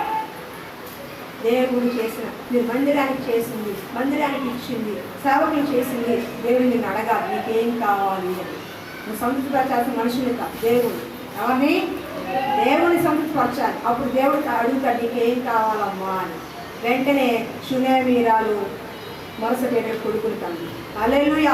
ఎన్నో సంవత్సరాల నుంచి పిల్లలు లేక బాధపడుతున్న తన జీవితంలో ఒక దైవ సేవకుడు చేసిన సత్కార్యం, దైవ సేవకుడు చూసిన విధానం, దైవ సేవకుడు పెట్టిన ఖర్చు అంతా కూడా దేవుడు సంతోషించి తన గర్భాన్ని తెరిచాడు, అంటే తన కొదువుని తీర్చాడు. మొట్టమొదటిగా దైవ సేవకుడికి దేవుడికి ఇచ్చినప్పుడు మీ కొదువులు తీర్చబడతాయి. మీరు ఏ కొదువుతో ఉన్నారో అక్కడ ఆ కొదువేంటి? గర్భము. పిల్లలు లేరు, ఆ కొలువు తీర్చబడింది. మీరు క్రమముగా దేవుడికి ఇచ్చే విషయంలో నీతిగా, యథార్థంగా, నమ్మకంగా వర్ధిల్లే కొద్ది అన్ని విషయాలు నమ్మకంగా ఇచ్చేవారైతే మీ కొలువులు తీర్చబడతాయి. రెండోది, షునేమీరాలు కొంతకాలానికి బిడ్డ చనిపోయాడు. బిడ్డ జబ్బు చేసి చనిపోయాడు. అది కూడా చూపిస్తానండి, కింద చూడండి ఒకసారి. 24:20. అతడు వాడిని ఎత్తుకుని తల్లి యొద్ద తీసుకుని పొమ్మని పరివారంతో ఒకటి చెప్పగా వాడు ఆ బాల్ ఎత్తుకుని వాడి తల్లికి తీసుకొని ఆ పిల్లవాడు మధ్యాహ్నం వరకు తల్లి తల మీద పండుకొని చనిపోయాను. హల్లెలూయా. ఏం చేశాడు? పిల్లవాడికి జబ్బు వచ్చి తల్లి ఒడిలోనే చనిపోయాడు. ఎంతో కలడిపోయింది. లేకగా దేవుడు కుమారుని ఇస్తే ఆ కుమారుడు జబ్బుతో చనిపోయాడని చెప్పి ఏ దేవసేవకుడైతే కుమారుని ఇస్తాడని చెప్పి ఆ దేవుడు ఇచ్చాడో ఆ దేవుడిని వెళ్ళింది, గాడిని కట్టుకొని వెళ్ళింది. ఎలీషాని కలుసుకుంది. అయ్యా, నేను వద్దు అన్నాను కదా, నా పిల్లడిని అన్నావు, ఇచ్చావు, కానీ పిల్లడు చనిపోయాడయ్యా, నువ్వు రా అని దైవ సేవకుడు బతిమాలుకుని తీసుకొచ్చింది. దేవుడు దైవ సేవకుడు ప్రార్థన చేశాడు. ఏమని తెలుసా? అయ్యా, నాకు సహాయం చేసింది శూన్యమిర్యాలు, నాకు ఆకలిస్తే అన్నం పెట్టింది, నాకు ఎంతగానో పరిచయం చేసింది. అలాంటి శూన్యమిర్యాలు ఆ తల్లికి బిడ్డలు బాధ కలగకూడదయ్యా, ఆ బిడ్డను బతికించు అని సునేములు చేసిన సత్కార్యానికి, పెట్టిన ఆహారానికి, చూసిన మంచి ప్రేమకి దైవ సేవకుడు నిండుగా ప్రార్థన చేసి ఆ బిడ్డను బతికించాడు. హల్లెలూయా. రెండవ కార్యము, చనిపోయిన బిడ్డ మరలా బ్రతికాడు. ఫస్ట్ దైవ సేవకుడు చేసిన సత్కారం, దేవుడికి చేసిన సత్కారం, దేవుడికి ఇచ్చిన కార్యం కొలువు తీర్చబడింది. రెండోది, అక్షరాల బిడ్డ చనిపోయాడు, కానీ మరలా ఎలీషా దేవుడు ప్రార్థన చేయగా బతికించాడు. ఎందుకో తెలుసా? తను చేసిన సత్కారము, తను చేసిన మేలు, తను చూపిన విధానం, తను పెట్టిన భోజనం అన్నీ కూడా ఎలీషా ఎంతగానో జ్ఞాపకం చేసుకుని భారంతో ప్రార్థన చేశాడు. ఈ రోజున మీరు ఎవరైనా మందిరంలో చేసినప్పుడు, సేవకులు సంతృప్తి వచ్చినప్పుడు, సేవకులు ఏదైనా చేసినప్పుడు, మీకేదైనా కష్టం వస్తే సేవకురాలు కన్నీళ్లతో కడుపుని ప్రార్థన చేస్తాను. అయ్యా, ఆ బిడ్డ అయ్యా మందిరంలో పడి ఎంతగానో కష్టపడి సేవ చేస్తుందయ్యా, ఆ బిడ్డ నమ్మకంతో ఇచ్చే బిడ్డయ్యా, ఆ బిడ్డ ఎంతగానో మరి పరిచర్యకి ఎంత సహరించే యవనస్తుడయ్యా, వాటికి చెయ్యాలయ్యా, నువ్వు ఎట్లాగానే చెయ్యాలయ్యా అని మీ పక్షాన దేవదేవుడు పోరాడేవాడే సేవకుడు. అర్థమవుతుందా? మీరు చేసిన పనికి ఏదైనా కష్టం వస్తే ఎవరు ప్రార్థన చేయాలి? సేవకుడు చేయాలి. రెండోది ఏం పొందుకుంది ఆవిడ? చనిపోయిన బిడ్డని పొందుకుంది. మూడోది కూడా చెప్తున్నాను, 8వ అధ్యాయం, 8వ అధ్యాయం, 2వ రాజుల గ్రంథం 8వ అధ్యాయం 1. ఒకనాడు ఎలీషా తాను బ్రతికించిన బిడ్డను తల్లి అని పిలిచి, యెహోవా క్షామ కాలంగా రప్పింపవచ్చున్నాడు, 7 సంవత్సరంలో దేశంలో క్షామము కలుగునని చెప్పి నువ్వు లేచి నీవును నీ ఇంటి వారు ఎక్కడికి అనుకూలమో అక్కడికి వెళ్ళండి అనగా ఆ స్త్రీ లేచి దైవజను మాట చొప్పున చేసి ఫిలిష్తీయుల దేశానికి 7 సంవత్సరాలు అక్కడికి నివాసం చేసినాడు. హల్లెలూయా. మూడో కార్యం ఏంటి? ఫస్ట్ ఏంటి? ఆ కొలువ తీర్చబడింది. దైవ సేవకుడు సత్కారం చేసి దైవ సేవకు ఇచ్చిన దానికి కొలువు తీర్చబడింది. రెండోది, కష్టం వచ్చిన బిడ్డ చనిపోయినా మళ్ళా దేవుడు దాని బిడ్డని బతికించాడు. మూడోది ఏంటో తెలుసా? కొన్ని సంవత్సరాలు అయిన తర్వాత ఆ దేశంలో క్షామం అంటే కరువు వచ్చింది. ఏమొచ్చింది? కరువు వచ్చింది. 7 సంవత్సరాలు కరువు అంట. 1 కాదు 2 కాదు. ఒకసారి ఆలోచన, మనకు కరోనా వచ్చింది, మనకి ఇప్పుడు అలాగే ఉంది. ఈ కరోనాలో 3-4 నెలలు లాక్డౌన్ పెట్టేశారు. ఎంత కరువు అని అనిపించారు జనాలు, అవునా? తినడానికి కానీ ఉండడానికి కానీ అన్ని విషయాలు కష్టం అనిపించలేదా? కరువు అనిపించిందా లేదా? బరువు అనిపించిందా లేదా? ఒక 3-4 నెలలకే మనకు అంత బాధ అనిపిస్తే ఏ ఆధారం లేకుండా దేశం మొత్తం కరువే. 7 సంవత్సరాలు కరువు అంట. మనం మనిషి వాళ్ళు దొరుకుతున్నాడా? మనిషి బతకమ్మ 7 సంవత్సరాలు కరువు అంటే ఎలీషా చెప్పాడు, అమ్మ 7 సంవత్సరాలు కరువు రాబోతుంది, నువ్వు వెళ్ళి ఎక్కడ నీకు అనుకూలంగా ఉంటే, ఎక్కడ బాగుంది అనిపిస్తే అక్కడికి వెళ్ళమ్మా అన్నాడు. దైవ సేవకుడి మాట చొప్పున నమ్మి ఫిలిష్తీయుల దేశంలోకి వెళ్ళిపోయింది ఆవిడ. దైవ సేవకుడు ఎవరు చెప్పాడు? అక్కడ అనేక మంది ఉన్నారు, కానీ ఎవరికి వచ్చి చెప్పాడు? షూనేమీయులకు వచ్చి చెప్పాడు, కరువు రాబోతుంది 7 సంవత్సరాలు, నీ బిడ్డ నువ్వు నీ భర్త కష్టపడతారు కాబట్టి, క్షామకాలం వస్తుంది కాబట్టి వేరొక దేశానికి వెళ్ళు అని. ఎందుకని? తను చేసిన మేలును బట్టి. షూనేమీయురాలు బాగున్నప్పుడు ఆహారం పెట్టింది, బాగున్నప్పుడు సత్క్రియ చేసింది, బాగున్నప్పుడు తన ధనాన్ని ఖర్చుపెట్టింది, బాగున్నప్పుడు ఎలీషాకి అన్నీ కూడా సమకూర్చింది. ఇప్పుడు కరువు వచ్చింది, వాళ్ళు కష్టంలో ఉంటారు, ఆ కరువులో బాధపడతారు, ఆ కరువులో పోషకులు కష్టపడిపోతారని చెప్పి ఎలీషా ముందుగానే హెచ్చరిక చేసి పంపించాడు. దేవుడికి నువ్వు చేసినప్పుడు, దేవుడికి నువ్వు ఇచ్చినప్పుడు, నీ కష్టకాలంలో, నీ కరువు కాలంలో, ఒకవేళ దేశం మొత్తం కరువు ఉన్నా, నీ చుట్టుపక్కలంతా కరువుతో ఉన్నా, నిన్ను పోషించగలడు దేవుడు, నిన్ను పోషించగలడు. ఎందుకో తెలుసా? తనకు చేసిన ఉపకారాన్ని మర్చిపోవడానికి దేవుడు అన్యాయస్తుడు కాదు. నువ్వు ఇచ్చిన ధనానికి, నువ్వు ఖర్చు పెట్టిన కన్నీరికి, నువ్వు చేసిన ప్రార్థనకి, నువ్వు ఇచ్చిన భోజనానికి, నువ్వు ఇచ్చిన ప్రతి దానికి కూడా మర్చిపోవడానికి దేవుడు అన్యాయస్తుడు కాదు. హెబ్రీ పత్రిక 6:7 చూడండి, చెప్తున్నాను. హెబ్రీ రాసిన పత్రిక ఇక్కడ రాస్తారు. హెబ్రీ 6:10 చూడండి. హెబ్రీ రాసిన పత్రిక ఆ వాక్యం చదివి తీస్తాను. మీకు అర్థమవుతుందని చెప్పింది ఏమ్మా? ఇస్తే మీకు లాభం ఏంటి? హెబ్రీ రాసిన పత్రిక 6:10 చూడండి. మీరు చేసిన కార్యములు, మీరు పరిశుద్ధులకు చేసిన ఉపచారముకు ఇంకను ఉపచారం చేయడం చేత తన నామమును బట్టి చూపిన ప్రేమను మనుషులకు దేవుడు అన్యాయస్తుడు కాడు. హల్లెలూయా. బాగా జ్ఞాపకం చేసుకోండి. మీరు చేసిన కార్యాలకి, పరిశుద్ధులు చేసిన ఉపచారానికి, సేవకులు చేసిన కార్యాలకి, సేవకులు చేసిన ఉపచారానికి, సంఘంలో చేసిన ఉపచారానికి మరిచిపోవటానికి దేవుడు అన్యాయస్తుడు కాదు. ఎవరికి? చేసిన వాళ్ళకి, ఎవరికి? ఇచ్చిన వాళ్ళకి, ఎవరికి? ప్రార్థన చేసిన వాళ్ళకి, ఎవరికి? పరిచయం చేసిన వాళ్ళకి. ఆ ప్రేమని, చేసిన కార్యాన్ని మర్చిపోవడానికి దేవుడు అన్యాయస్తుడు కాదు. తగిన సమయంలో నీకు తప్పకుండా మేలు చేస్తాడు. ఒక దైవ సేవకుడే కొదువ తీర్చగలిగాడు. ఒక దైవ సేవకుడే చనిపోయిన బిడ్డను బ్రతికించగలిగాడు. ఒక దైవ సేవకుడే క్షామ కాలం ముందు హెచ్చరిక చేసి తనకి ఎంతో మేలు చేశాడు. అలాంటి దేవదేవుడు ఇంకేం చేస్తాడు మీకు? దైవ సేవకుడు ఒకటి, దేవుడు కాదమ్మా. దైవ సేవకుడే దేవుడు పంపిన దూత. జ్ఞాపకులు చాలా మంది దేవుడు చేస్తాం, దైవ సేవంట కాదు. కనిపించే సేవకులు చేస్తారు. ఊళ్ళో ఎవరు చేస్తారు? కనిపించిన దేవుడికి ఏం చేస్తారు? మీరు కనిపించిన సేవకుడికే మీరు మాట వినకపోతే ఎవరికి మాట వింటారు? దేవుని మాట వింటాను అబద్ధము. ఎందుకంటే వాక్యం ప్రకటిస్తున్నాం, ప్రార్థన చేస్తున్నాం, ఈ మాటకి విలువ లేకపోతే దేవదేవుడికి చేస్తున్నా అనేది అబద్ధము. యోహాను 1 వాక్యం చెప్తుంది, నీ తోటి సహోదరుని ప్రేమించకుండా దేవుణ్ణి ప్రేమిస్తానని చెప్పేది అబద్ధము. నీ పక్కన ఉన్న తమ్ముడిని ప్రేమించకుండా, నీ పక్కన ఉన్న అన్నని ప్రేమించకుండా, నీ పక్కన ఉన్నటువంటి విశ్వాసం ప్రేమించకుండా, నీ పక్కన ఉన్న భర్తని భార్యని ప్రేమించకుండా, నీ పక్కన ఉన్న అన్నదమ్ములు ప్రేమించకుండా నేను దేవుడిని ప్రేమిస్తున్నాను అంటే అది అబద్ధము. కంటికి కనిపించే మనిషిని ప్రేమించలేకపోతే కనిపించే దేవుడిని ఎలా ప్రేమిస్తావురా అని అడుగుతున్నాడు దేవుడు. చూస్తారా మాట? 1 యోహాను కంటికి కనిపించే మనిషిని ప్రేమించలేకపోతే కనిపించిన దేవుడిని ఎలా ప్రేమిస్తావు? 1 యోహాను 2:22 సారీ 1 యోహాను చెప్తాను. సారీ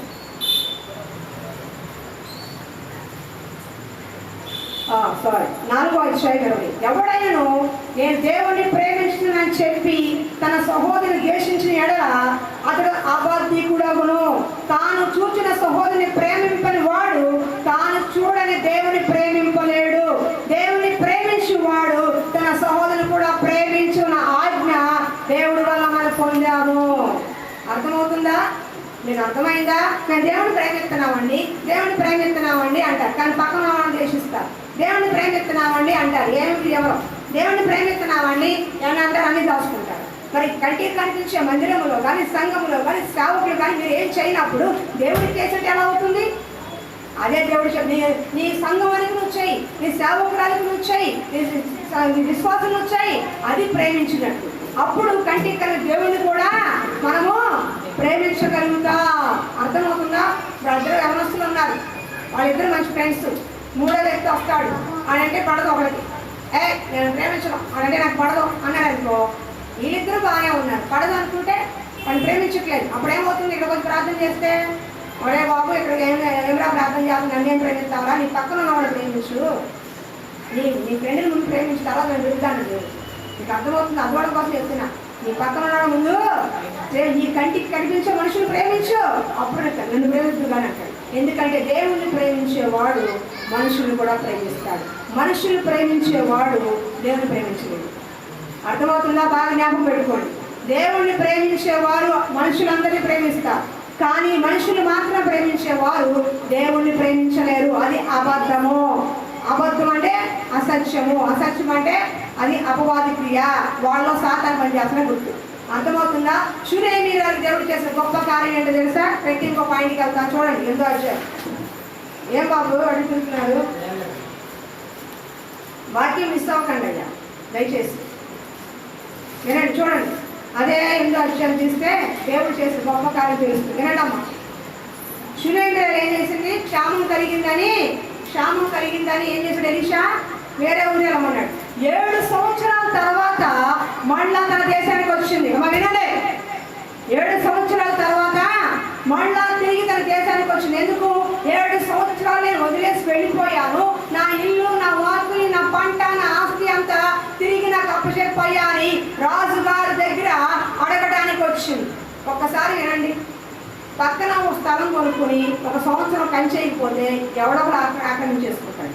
అవునా కదా తమ్ముడు? ఇప్పుడు స్థలం కొనుక్కున్నాము, ఆ ఇంట్లో ఎవరో లేదు, ఏ బలవంతుడు ఆక్రమించేసుకుంటాడు, ఏ నాయకుడు ఆక్రమించేసుకుంటాడు, ఏ కొడుతా ఆక్రమించేసుకుంటాడు. ఇక అర్థమవుతుందా? 1 సంవత్సరం ఉన్న ఖాళీ స్థలము, ఇల్లు ఇవైతే కబ్జా చేస్తున్నారు, చాలా భూములు కబ్జా చేస్తున్నారు. అలాంటిది 7 సంవత్సరాలు దేశం వదిలి వెళ్ళిపోయిన ఆవిడ తిరిగి మళ్ళా వచ్చి నా ఇల్లు కావాలి, నా పొలం కావాలి, నా పంట కావాలి, నా ఆస్తి కావాలి, ఎవరైనా ఇస్తారా? కానీ దేవుడు నమ్మదగిన వాడు కాబట్టి ఆ స్త్రీ రాజు గారి దగ్గరికి వచ్చింది. అప్పుడే ఎలీషా చెప్తున్నాడు, పలానా దేశంలో స్త్రీ గురించి చెప్తున్నాడు. ఆ స్త్రీ అలాగే వచ్చింది. అప్పుడు ఎలీషా అంటున్నాడు, ఆ స్త్రీ ఇదే, నేను చెప్తున్నానే ఆ స్త్రీ ఇదే అంటున్నాడు. చూడండి ఆ మాట ఎంత బాగుంది. నాకు ఈ మాట చెప్పినప్పుడు రోమాలు ఎక్కపరుచుకున్న దేవుడు నిజంగా ప్రేమ చూపిస్తే ఎంత గొప్పగా ఉంటుంది అనిపించింది. మీకు అర్థమైతే మీకు అర్థమవుతుంది. చూడండి, అయితే ఆ 7 సంవత్సరాలు గతించిన తర్వాత ఆ స్త్రీ ఫిలిష్తీయుల దేశంలో వచ్చి తన ఇంటిని గురించి, భూమిని గురించి మనని చేయడిగా రాజులకు పోయింది. ఏంటమ్మా మా చూడండి, అభాంసంగా చూసుకుంటా వదిలేసాను. ఎదురుగా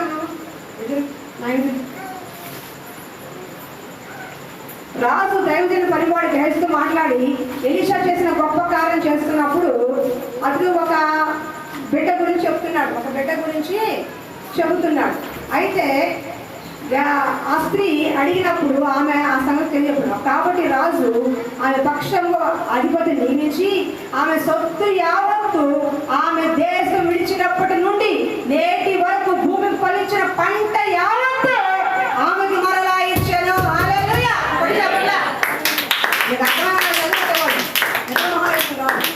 సంతోషం కాదండి. 7 సంవత్సరాలు ఊరగా చనిపోయింది ఆవిడ. మరలా వచ్చి నా ఇల్లు కావాలని, పొలం కావాలని అడిగితే రాజుగారు ఎలీషా మాట చొప్పున ఆ స్త్రీ ఇదంటే ఒక అధిపతి నియమించి 7 సంవత్సరాలు కోల్పోయిన పంట యావత్తు, తను వదిలేసిన తన ఆస్తి యావత్తు దగ్గరుండి ఇప్పించాడంటే. హల్లెలూయా. దగ్గరుండి ఇప్పించాడండి. 7 సంవత్సరాలు క్షామకాలు వదిలేసిన పంట, తన ఆస్తి, తన ఇల్లు, తన పొలము ఒక్కటి కూడా కోల్పోకుండా సమస్తము కూడా దగ్గరుండి ఇప్పించాడండి దేవుడు. హల్లెలూయా. ఒక్క చేసిన పని ఏం చేసింది ఆవిడ? దైవ భక్తుడి భోజనం పెట్టి, అయ్యా మా ఇంటికి రండి అయ్యా, భోజనం పెట్టి తన ధనాన్ని ఖర్చు పెట్టి సేవ చేసింది. దైవ సేవకుడు చేసింది, సాక్షాత్ దేవుడు చేసింది. గుర్తుపెట్టుకోండి, దైవ సేవకుడు మాట వినకపోతే దేవుడి మాట కూడా మీరు విన్నట్టే. ఎందుకంటే దేవుడి మాట నా నోట మీకు వస్తుంది. వాక్యం చెప్తున్నా లేదా? ఇక్కడ ఏం జరుగుతుంది? మందిరంలో సినిమానా, షికారా? అవునా? మన సినిమా దొరుకుతాయి మందిరంలో, షికారులు చేస్తామా? ఏమైనా మాట్లాడి ఎక్కడ ఉంటుంది? ఆత్మ దేవుడు సంచరించే స్థలం, ఆత్మ సంబంధమైన మాటలో మన నోట వస్తాయి. దైవ సేవకుడు దేవుడి చేత దూతలు కాబట్టి దైవ సేవకుడి మాటకు లోబడకపోతే సాక్షాత్తు దేవుడి మాట కూడా నేను లోబడనట్టే. అది బాగా జ్ఞాపకం చేసుకోండి. ఒక విషాదకర సంగతి ఏంటో తెలుసా? గాడిని కాసుకునే వ్యక్తి సౌలుని రాజుగా అభిషేకించాడు. గాడిని కాసుకునేవాడు ఆ కులపాలు కనబడి చాలా తక్కువ అయినా సరే దేవుడు ఎన్నుకుని రాజుగా అభిషేకించాడు. ఏ మాత్రం ఎన్నిక లేదు, అయినా దేవుడు ఎంచుకోలేదు. కానీ తను చేసిన పొరపాటు ఏంటంటే యాచకత్వం చేయాల్సిన, సేవకుడు చేయాల్సిన పని తొందరపడి తను చేసేసుకున్నాడు. దేవుని మాట వినకుండా తొందరపడ్డాడు. అయ్యా అమాలేకులందరూ చనిపోయంటే ఆ దూడల్ని, ఆ గేదల్ని, దున్నపోతుల్ని, మంచి మంచి గుర్రాలను తీసుకొచ్చేసాడు. సమూయేలు అడిగాడు, ఏంటయ్యా తీసుకొచ్చావు అంటే, దేవుడు ఒక్కడ కూడా ఉంచుతున్నాడు కదా అంటే, అవి బలిగిద్దాలు తీసుకొచ్చారన్నాడు. వెంటనే దేవుడు బాధపడ్డాడు. సౌలు గాడిదలు కాసుకునే వాడిని నేను రాజుగా అభిషేకిస్తే నా మాట తప్పాడు, ఏమి చేయలా. చిన్నదే వినండి, బాగా వినండి. సౌలు చేసిన పని ఏంటి? అమాలేకులు వెళ్ళి చంపే అన్నాడు. వాళ్ళు అక్కడ కూడా మిగలకూడదు, వాళ్ళు శత్రువులు మొత్తం లేపే అన్నాడు. సౌలు ఏం చేశాడంటే వాళ్ళందరూ కొంతమంది ఉంచి కొంతమంది చంపి ఆ దేశంలో ఉన్న శ్రేష్టమైన గుర్రాలు, గాడిదలు, మంచి ఉంటాయి కదా జంతువులు, అవి తీసుకొచ్చాడు. అది శపించబడింది. దేవుడు వద్దన్నాడు, వద్దు అన్నదని తీసుకొచ్చాడు. ఆ ఒక్క దానికే దేవుడికి దుఃఖము, బాధ కలిగి సమూయేలుతో అన్నాడు, నేను సౌలుని రాజుగా తీసేస్తున్నాను అన్నాడు. ఎంత బాధ అండి! 8 సంవత్సరాలు గాడిదలు కాసుకునే వాడిని ఇశ్రాయేలు జనాంగానికి రాజుగా చేస్తే దేవుడు చెప్పిన ఒక్క చిన్న మాట చెయ్యి అన్నాడు, ఇతను చెయ్యాలి, రాజుగా తీసుకురాశాడు. మీరు నమ్మండి, 35 సంవత్సరాలు దెయ్యం పట్టిన వాడిగా తిరిగాడు సమూయేలు. దేవుడు ఆత్మ పోయి దురాత్మ వచ్చేసింది. లోపల అసూయ, ద్వేషం, కోపం, పగ, ప్రతీకారం వచ్చేసింది. దావీదు తరిమి కొట్టాడు. 35 సంవత్సరాలు దురాత్మతోనే పట్టి పీడించబడి చివరాఖరికి ఆత్మహత్య చేసి వచ్చిపోయాడు. ఏముంది, ఒక్క మాటే కదా అంటాం. ఆ ఒక్క మాట దేవుని మాటని జ్ఞాపకం దొరుకుతుంది. సేవకుల మాట వచ్చింది ఒక్క మాట, అమ్మ నేను 4ంటికి అమ్మాయి చెప్పాను, పొద్దున 11ంటికి నేను స్వయంగా అమ్మాయి చెప్పాను. ఎవరి అమ్మాయి? అమ్మాయి చెప్పింది, అమ్మాయి 4ంటికి రా అమ్మ, ఎందుకు ఈ పట్టాలు వేసుకుందా, ఈ అమ్మాయి పంపపోతుంది, ఎప్పుడు అప్పుడు రెస్ట్ దొరికింది 6 వద్ద అని చెప్పాను. బాగుండి చేయండి, నా పని ఉంటుంది కదా, నేను రెడీ అవ్వాలి, మనసు బాధ. చిన్న అమ్మాయి వయసు అంతా, నా వయసు అంతా, నా స్థానం ఏంటి, అమ్మాయి స్థానం ఏంటి, నేను పిలిచిన పని ఏంటి, నా ఇంట్లో అంట్లో అంటే, నా ఇంట్లో పట్టుకోగలిగే కాదు, మందిలో సహాయం చేయాలి. అవునా? నేను ఒక విషయం చెప్తున్నాను సభాముఖంగా, స్వాతి వీళ్ళు పురుషులు ఉన్నారు, ఇది ఆడవాళ్ళు చేసే పని మాత్రమే కాదు, పురుషులు కూడా చేయొచ్చు. దయచేసి ఆదివారం 5 గంటలకి మీరు ఎవరో ప్రమాణించుకుని వచ్చి పట్టాలు వేయండి. అది ఆశీర్వాదం. మన మందిరాన్ని మనం వేసుకుంటున్నాం. మన ఇంట్లో ఫంక్షన్ జరిగితే షామియానా కూర్చొని వేసుకోమా? పక్క వాళ్ళు జరిగితేనే సహాయం చేస్తాం. అవునా? ఇరుగు పొరుగు వాళ్ళు ఫంక్షన్ చేసుకుంటే సహాయం చేస్తాం. అలాంటి మందిరంలో చెప్తున్నాం, మీరు సహాయం చెప్తే ఎవరు చేస్తారయ్యా? ఆ ఒక్క మనిషిగా పట్టిందా? ఎప్పుడు ఆమె చేయాలి? మరి ఆదివారం కూడా ఒకరోజన్నా కొంచెం చేయొచ్చు కదా. కాబట్టి ఈసారి నుంచి మీరు ఎవరో ఒకరు ఆదివారం కూడా కూడుకోండి. ఎంత ఉంది తిప్పుకోవడం అలా ఉంటే అయిపోయింది. మనకి ఈ వారికి ఆ వారి కంటే అయిపోయింది, 2 నిమిషాలు 5 నిమిషాలు పని. అర్థమవుతుందా? కాబట్టి ఇక్కడ ఎదురు బదులు ఉన్న వాళ్ళు మీరు పని పూనుకొని అది నేర్చుకోవాలి. అది దేవుడికి చేసిన పరిచర్య. సాక్షాత్తు మందిరానికి చేసింది దేవుడికి చేసినట్టే, దైవ సేవలు చేసింది దేవుడికి చేసినట్టే. అది జ్ఞాపకం పెట్టుకోండి. మీరు ఇచ్చే ఫలమైనా, పండైనా, రూపాయినా, భోజనమైనా ప్రేమతో ఆశీర్వదించినప్పుడు అది మీకు ఆశీర్వాదకరంగా మారుతుంది. కాబట్టి ఇక్కడ 3 విషయాలు. ఏంటి? ఇవ్వటం వల్ల లాభం ఏంటి? దైవ సేవకులకి ఆహారం పెట్టింది, దైవ సేవకులు సంతృప్తిపరిచింది, దైవ సేవకు కోసం ఇచ్చింది, దేవుడికి ఇచ్చింది. దేవుడు తనకి ఏం చేశాడు? ఎన్నాళ్ళించలేని గర్భఫలాన్ని ఇచ్చాడు. చనిపోయిన తన బిడ్డను మరలా బతికించాడు. క్షామకాలంలో 7 సంవత్సరాలు కరువులు వెళ్ళిపోయినా సరే మళ్ళా తన ఆస్తి మొత్తాన్ని తిరిగి ఒక్కట కూడా పూచికు పొల్ల కూడా పోకుండా మొత్తం తిరిగి ఇచ్చాడు. అర్థమవుతుందా? హల్లెలూయా. దేవుడు నువ్వు చేసేది ఇంతే, కానీ దేవుడు చేస్తే అంత. నువ్వు చేస్తే ఇంతే, నీ కెపాసిటీ ఇంతే. ఒక 5, 10, 20 లక్షలు 2 లక్షలు, బట్ ఆ దేవుడు చేస్తే కోట్లు కొమ్మరించగలరు. ఆకాశ మహా పట్టజన ఆశీర్వాదాలు కొమ్మరిస్తారు. కానీ శూన్యామిరాలి చేసింది ప్రేమతో చేసింది, ప్రేమతో చేసింది, భక్తితో చేసింది, ఇష్టంతో చేసింది, సేవకుడు అని మంచి మనసుతో చేసింది. అందుకే ఆశీర్వదించబడి. అర్థమవుతుందా? మరి కొంతమంది నేను ఎవరిని విమర్శించట్లా, పర్వతాలకు వచ్చేవాళ్ళు, పర్వతాలకు తినేవాళ్ళు, పర్వతాలు కానుకొచ్చి అలా మీరు చేయకండి, అవసరం లేదు అట్లా. కానీ దైవ భక్తి గల సేవకులు ఎవరని తెలుసుకుని చెయ్యి. అర్థమవుతుందా? అది మీ నుంచి ఆశిస్తున్నారా, మీకు ఎవరు చేస్తున్నారా, మీకు ఎవరు అడుగుతున్నారా? వాళ్ళు కోరుకుంటుంది ఏంటి? మీ నుంచి మీరు బాగుండాలన్నా లేక మీ సంపాదన ఆలోచన చేసుకోండి. అర్థమవుతుందా? ఫస్ట్ ఏం చెప్పాను? ఇచ్చే విషయంలో ఎదగాలి. ఎంతసేపు 50, ఎంతసేపు 100, ఎంతసేపు 500 కాదు. ఇచ్చే విషయం ఎదగాలి. మీరు ఎదుగుతున్న కొద్దీ మీ సంపాదన వర్ధిల్లుతుంది, మీ కుటుంబము వర్ధిల్లుతుంది. అదే శూన్యమిరాలు మనం పెట్టి చెప్పింది. తను ఇచ్చింది మేలు పొందుతుంది, అనేక మేలు పొందుతుంది. అవునా కదా? దేవుడికి ఇచ్చింది మర్చిపోవడానికి మళ్ళా కానీ అన్యాసుడు కాదు. మనమైతే ఏం పెట్టావు అంటాం. కానీ దేవుడికి పట్టా వేసిన, దేవుడికి కొంచెం నీళ్ళు పెట్టిన, దేవుడి నిమిత్తం కొంచెం సేవకు చేసిన, దేవుడి నిమిత్తం కొంచెం పరిచయం సహాయించిన, అది సాక్షాత్తు దేవుడు ఆశీర్వాదం నీకు. నీ 2 బిడ్డలు నేను చెప్పాను, అక్కడి నుంచి వస్తున్నారయ్యా మీరు, నేను ప్రతిరోజు 5 గంటల ప్రార్థన చేస్తాను. నేను అయ్యా యవ్వన బిడ్డలు దూరం నుంచి వస్తున్నారు, వారికి పని పాటల్లో వాళ్ళ కుటుంబాలు ఆశీర్వదించబడాలి, వాళ్ళు చేస్తున్న పరిచర్యకి వాళ్ళు చేసి పెట్టిందే కానీ అక్కడి నుంచి వచ్చి చేశారా, ఆ పరిచర్యకి తగిన ప్రతిఫలం బిడ్డలకి ఇవ్వాలి అని ప్రతిరోజు నా బిడ్డల కోసం ప్రార్థన చేస్తాను. మీతో పాటు వాళ్ళ కోసం చేస్తాను. అర్థమవుతుందా? ఎందుకంటే నేను నమ్ముతాను నిశ్చయంగా వాళ్ళ పట్ల దేవుడు గొప్ప కార్యం చేస్తాడు, వాళ్ళ హృదయ వాంఛను తీరుస్తాడు, వాళ్ళు చేస్తున్న పనికి వాళ్ళ కుటుంబాలు ఆశ్రయించబడతాయి. ఒకరోజు వాళ్ళే సాక్ష్యంగా నిలబడతారు.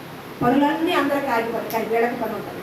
కుటుంబంలో అంత ఇబ్బందికర పరిస్థితి చుట్టుపక్కల ఉంటాయి కానీ వాళ్ళ కుటుంబం బాగుంటుంది. ఎందుకో తెలుసా?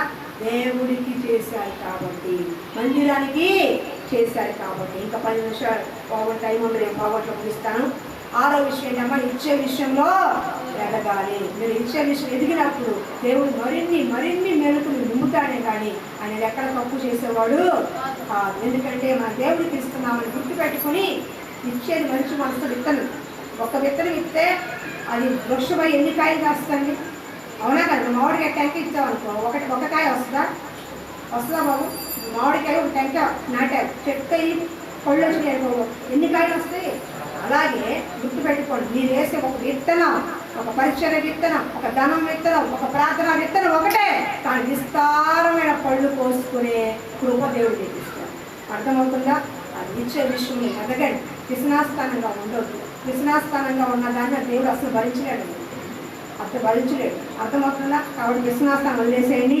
మీకున్నంతలో ప్రేమతో ఇవ్వండి, కనుక్కోకుండా దేవుడు చేయండి. ఆ దేవుడికి అని మంచి మనసుతో విత్తనం వేయండి, అది ఒక రోజు విస్తారమైన పంటగా మీ చేతికి వస్తుంది. హల్లెలూయా. 2వది 7వది లాస్ట్ది సహవాసంలో ఎదగాలి. చాలా ప్రాముఖ్యమైందండి. సహవాసంలో ఎదగాలి. సహవాసం ఏంటి చెప్పండి? శ్రద్ధగా పోవడానికి గట్టిగా వినండి, ముగిస్తాను. సహవాసం ఏంటండి? స్నేహం. ఇప్పుడు అడిగారో దోస్తులు, ఫ్రెండ్స్. దోస్తున్నారా? దోస్తు అంటారు వాడికి ఫ్రెండ్స్. సహవాసం చేసుకుంటారు. సహవాసం అంటే ఏంటి? మాట్లాడుకుంటారు. ఏమన్నా అనుకోకుండా సిగ్నల్ అయ్యా వీళ్ళు ఇక్కడి నుంచి వెళ్ళారు, ఎవరింటికి వెళ్ళారో అనుకున్నా కాదు, అంబేద్కర్ బొమ్మ దగ్గర ఇద్దరు సైకిల్ పెట్టుకుని ఇప్పుడు కూడా మాట్లాడుకుంటారు. మా ఊళ్ళో ఇక్కడ అక్క వచ్చేవా అంటున్నారు అనుకోకుండా చూసి. అంటే ఏంటి? వాళ్ళ ఫ్రెండ్స్ సహవాసం చేస్తున్నారు. ఏం చేస్తున్నారు? సహవాసం మాట్లాడుకుంటున్నారు. ఏం చేస్తున్నారు? ఒకరినొకరు మాట్లాడటమే సహవాసం. నేను ఇట్లా ఉంటాను, నువ్వు అట్లా ఉంటాను. సహవాసం అవుతుందా? చెప్పమ్మా. ఫ్రెండ్స్ మాట్లాడుకోరా? భార్యతో మాట్లాడుకోరా? ప్రతిదానికి సహవాసం ఉందా లేదా? మనము దేవుడితో కూడా సహవాసం చేయాలి. దేవుడికి అంటు కట్టి ఫలించాలి. దేవుడితో నువ్వు సహవాసం చేసే వ్యక్తిగా ఉంటే నీకు నిండైన మెండైన ఆశీర్వాదాలు వస్తాయి. సంఘంలో సహవాసంలో నువ్వు ఉంటే నీకు దేవుడి కృప, ప్రార్థనా శక్తి నీకు ఉంటుంది. సంఘంలో చాలామంది సహవాసానికి రావట్లేదు. ఎందుకని? ఒకళ్ళ గురించి ఒకరు ప్రార్థన చేయండి అని. సహవాసం అంటే తెలుసా? ఒకళ్ళ గురించి ఒకరు ప్రార్థన చేసుకోవాలి, ఒకళ్ళ గురించి ఒకరు ఘనతగా ఎంచుకోవాలి. అంటే మిమ్మల్ని మీరు పొగుడుకోవడం కాదు. అమ్మా ఆమెను ఘనతగా ఎంచాలి. ఇంత వయసులో కూడా ఇంత కష్టపడుతున్నారమ్మా, నేను చేసేది ఏర్పడిదమ్మా, అది ఘనత. అర్థమవుతుందా? అమ్మ మీరు కాబట్టి పరిచయం ఎంత చేస్తారు, పొద్దున్న నిలుస్తున్నారు, ఊడుస్తున్నారు, మేము ఎక్కడ వెళ్తామమ్మా. మీకు అర్థమవుతుందా? అంటే అల్పవాళ్ళు చేసే మంచి పనికి వాళ్ళకి ప్రసంగించే ఘనత. నాకంటే మీరు గనులు, నాకంటే మీరు మంచివారు, నాకంటే మీరు గొప్పవారని ఒకళ్ళకొకళ్ళు ఘనతగా ఎంచుకోవాలి. సంఘంలో ఉన్నవారు ఒకళ్ళ కొరకు ఒకరు ప్రార్థన చేయాలి. సహవాసం అంటే ఒకళ్ళ కొరకు ప్రార్థన చేయాలి. ఈరోజు సహవాసంలో మీరు లేరు కాబట్టి మీ కష్టాల్లో ఇంకా అట్లాగే ఉన్నారు. మీకోసం ఎవరు ప్రార్థన చేస్తారు? 1,00,000 రూపాయలు అప్పు కావాలని ఇస్తారు, కానీ మీకోసం కన్నీరు విడిచి ప్రార్థన చేసే ఒకళ్ళు చూపించండి. ఇక్కడ చూపించండి. 10,000 అప్పు కావాలంటే ఇస్తారు, 1,00,000 రూపాయలు అప్పు కావాలంటే వడ్డీకి ఇస్తారు, కానీ మీకోసం నాకు కష్టం వచ్చిందంటే కన్నీరు విడిచి ప్రార్థన చేసే ఒక్క సహవాసాన్ని సంపాదించుకున్నారా సంఘంలో? మరి అదేం భక్తి? ఎన్ని సంవత్సరాల నుంచి మనం చేస్తున్నాం? అది తప్పు. అర్థమవుతుందా? సహవాసం ఉండాలి. సహవాసం లేకపోతే ఒంటిగా పోరాటం మీరు చేయలేదు. సహవాసం అంటే ఇప్పుడు ఒంట్లో బాగాలేదనుకో, రమణమ్మకు ఒంట్లో బాగాలేదనుకో, మిగతా 2-3 వచ్చి మందిరంలో ఆమె కోసమో ప్రార్థన చేయాలి, బలపరచాలి. అమ్మా నీకేం కాదు, తగ్గిపోతుంది అని చెప్పి ఎవరు చెప్పాలి? తోటి విశ్వాసం మీరు ఆవిడని బలపరచాలి, ఆవిడకి ధైర్యం చెప్పాలి, ఆవిడ నిమిత్తము ప్రార్థన చెయ్యాలి. అది సహవాసం అంటే. ఆ సహవాసం లేదు కాబట్టి మనం నిర్జీవంగా తయారైపోతున్నాం, చచ్చిన స్థితిలోకి వెళ్ళిపోతున్నాం. ఎందుకంటే మనకు మనమే బాధపడతాం, మన పక్కన ఎవరు ఆదరించేవాడు ఉండదు, మనకు మనమే ఏడుస్తాం, మన పక్కన ఎవరు ధైర్యం చెప్పేవాడు ఉండదు, మనకు మనమే బాధపడిపోతాం. సహవాసం లేకపోతే సంఘంలో అది చాలా దౌర్భాగ్యం పరిస్థితి అండి. ఏం చెప్తున్నా, దేవుడితో సహవాసం లేకుండా సంఘంలో సహవాసం లేకుండా మనం అభివృద్ధి పొందలేము. సహవాసం చాలా మంచిది. భార్యాభర్తలు సహవాసం చేయకపోతే కాపురం ఉండదా? ఫ్రెండ్స్ సహవాసం చేసుకోకపోతే వాళ్ళ మధ్య స్నేహం ఉండదా? సంఘంలో సేవకురాలతో సహవాసం లేకపోతే మీకు మాకు మరి ప్రేమ ఉంటుందా? అంటే ఉద్యోగంలో యజమానికి పనుడికి సహవాసం లేకపోతే పని ఉండదా? అంటే అన్నిట్లో ఉంది. కానీ ప్రార్థనలో ఎందుకు ఉంటుందా మీకు? అంటే సంఘంలో ఎందుకు ఉంటుందా సహవాసాన్ని విడిచి అంత తప్పు చేసే తెలుసా బైబిల్ గ్రంథంలో? నేను రెఫరెన్స్లో ఉండే కానీ చెప్పట్లేదు. అమ్మా నేను ఇంటికి పాప ఇంటికి వెళ్తున్నావా? ఇల్లు రాకు పాపం చాలా కూర్చున్నావు, ఇంటికే కష్ట తీసుకో అయిపోతుంది. అమ్మ వినండి, సహవాసాన్ని కోల్పోయి నష్టం తెచ్చుకున్న వాళ్ళని ఇద్దరు ముగ్గురు మీరు చెప్తా. ఫస్ట్ లోతు, అబ్రహాము లోతు ఇద్దరు అన్నదమ్ములు. ఇద్దరు బాగా చక్కగా దేవుడు పొందించాడు, సంతోషంగా ఉండేవాడు, ఇద్దరికి ఆస్తి బాగుంది. కానీ ఆ అబ్రహాము కాపురులకి ఈ లోతు కాపురకి గొడవ వచ్చినప్పుడు లోతు అన్నాడు, అయ్యా నీ కాపురకి నా కాపురకి గొడవ వస్తుంది కదా, అందుకని ఏం చేద్దామంటే అబ్రహాం అన్నారు, నువ్వు ఎక్కడికి వెళ్ళాలనుకుంటే అక్కడికి వినమ్మా, ఎక్కడికి వెళ్ళాలనుకుని అక్కడికి వెళ్ళయ్యా అన్నాడు. అంటే అబ్రహాం లోతు ఏం చెప్పాలి, అన్నయ్య నాకంటే పెద్దవాడివి, మరి నువ్వు చెప్తే వెళ్తాను, నీకంటే నాకు మంచి తెలుస్తాను, నీ వెనకాల వచ్చాను, నేను నిన్ను బట్టే కదా ఆశ్రయించబడ్డాను, నిన్ను బట్టే కదా నీ ఆస్తిపాస్తులు వచ్చినాయి, నాకు నిన్ను బట్టే కదా అని చెప్పకుండా ఎదురుగా చూస్తే పచ్చని తోటలా కనపడుతుంది. కన్నెత్తి చూస్తే పచ్చని పొలాలు, పచ్చని పంట, పచ్చదనం కనపడుతుంది. వెంటనే నేను అక్కడికి పోతాను అన్నాడు లోతు. అదేంటో తెలుసా? సొదొమ గొమొర పట్టణం. చూడటానికి అందమైన పట్టణంగా, ఆహ్లాదకరంగా, ఆకర్షణీయంగా, అందంగా బాగుంది. కానీ అక్కడికి వెళ్తే కంటే అది పాపముతో నిండిన పట్టణం అని ఇక్కడి నుంచి చూశాడు. అబ్బో అక్కడ ఎంత బాగుందో, అక్కడ ఎంత జనం వస్తున్నారో, అక్కడ ఎన్ని కార్యాలు జరుగుతున్నాయి అనుకుంటే ఎగేసుకుని వెళ్ళిపోతారు. కానీ జరిగేది అక్కడ ఏముండదో, మళ్ళీ ఇక్కడ రావాల్సింది. కానీ లోతు సొదొమ పట్టణం వెళ్ళినప్పుడు బాధపడ్డాడు. ఎందుకు వచ్చాను రా? ఎందుకో తెలుసా?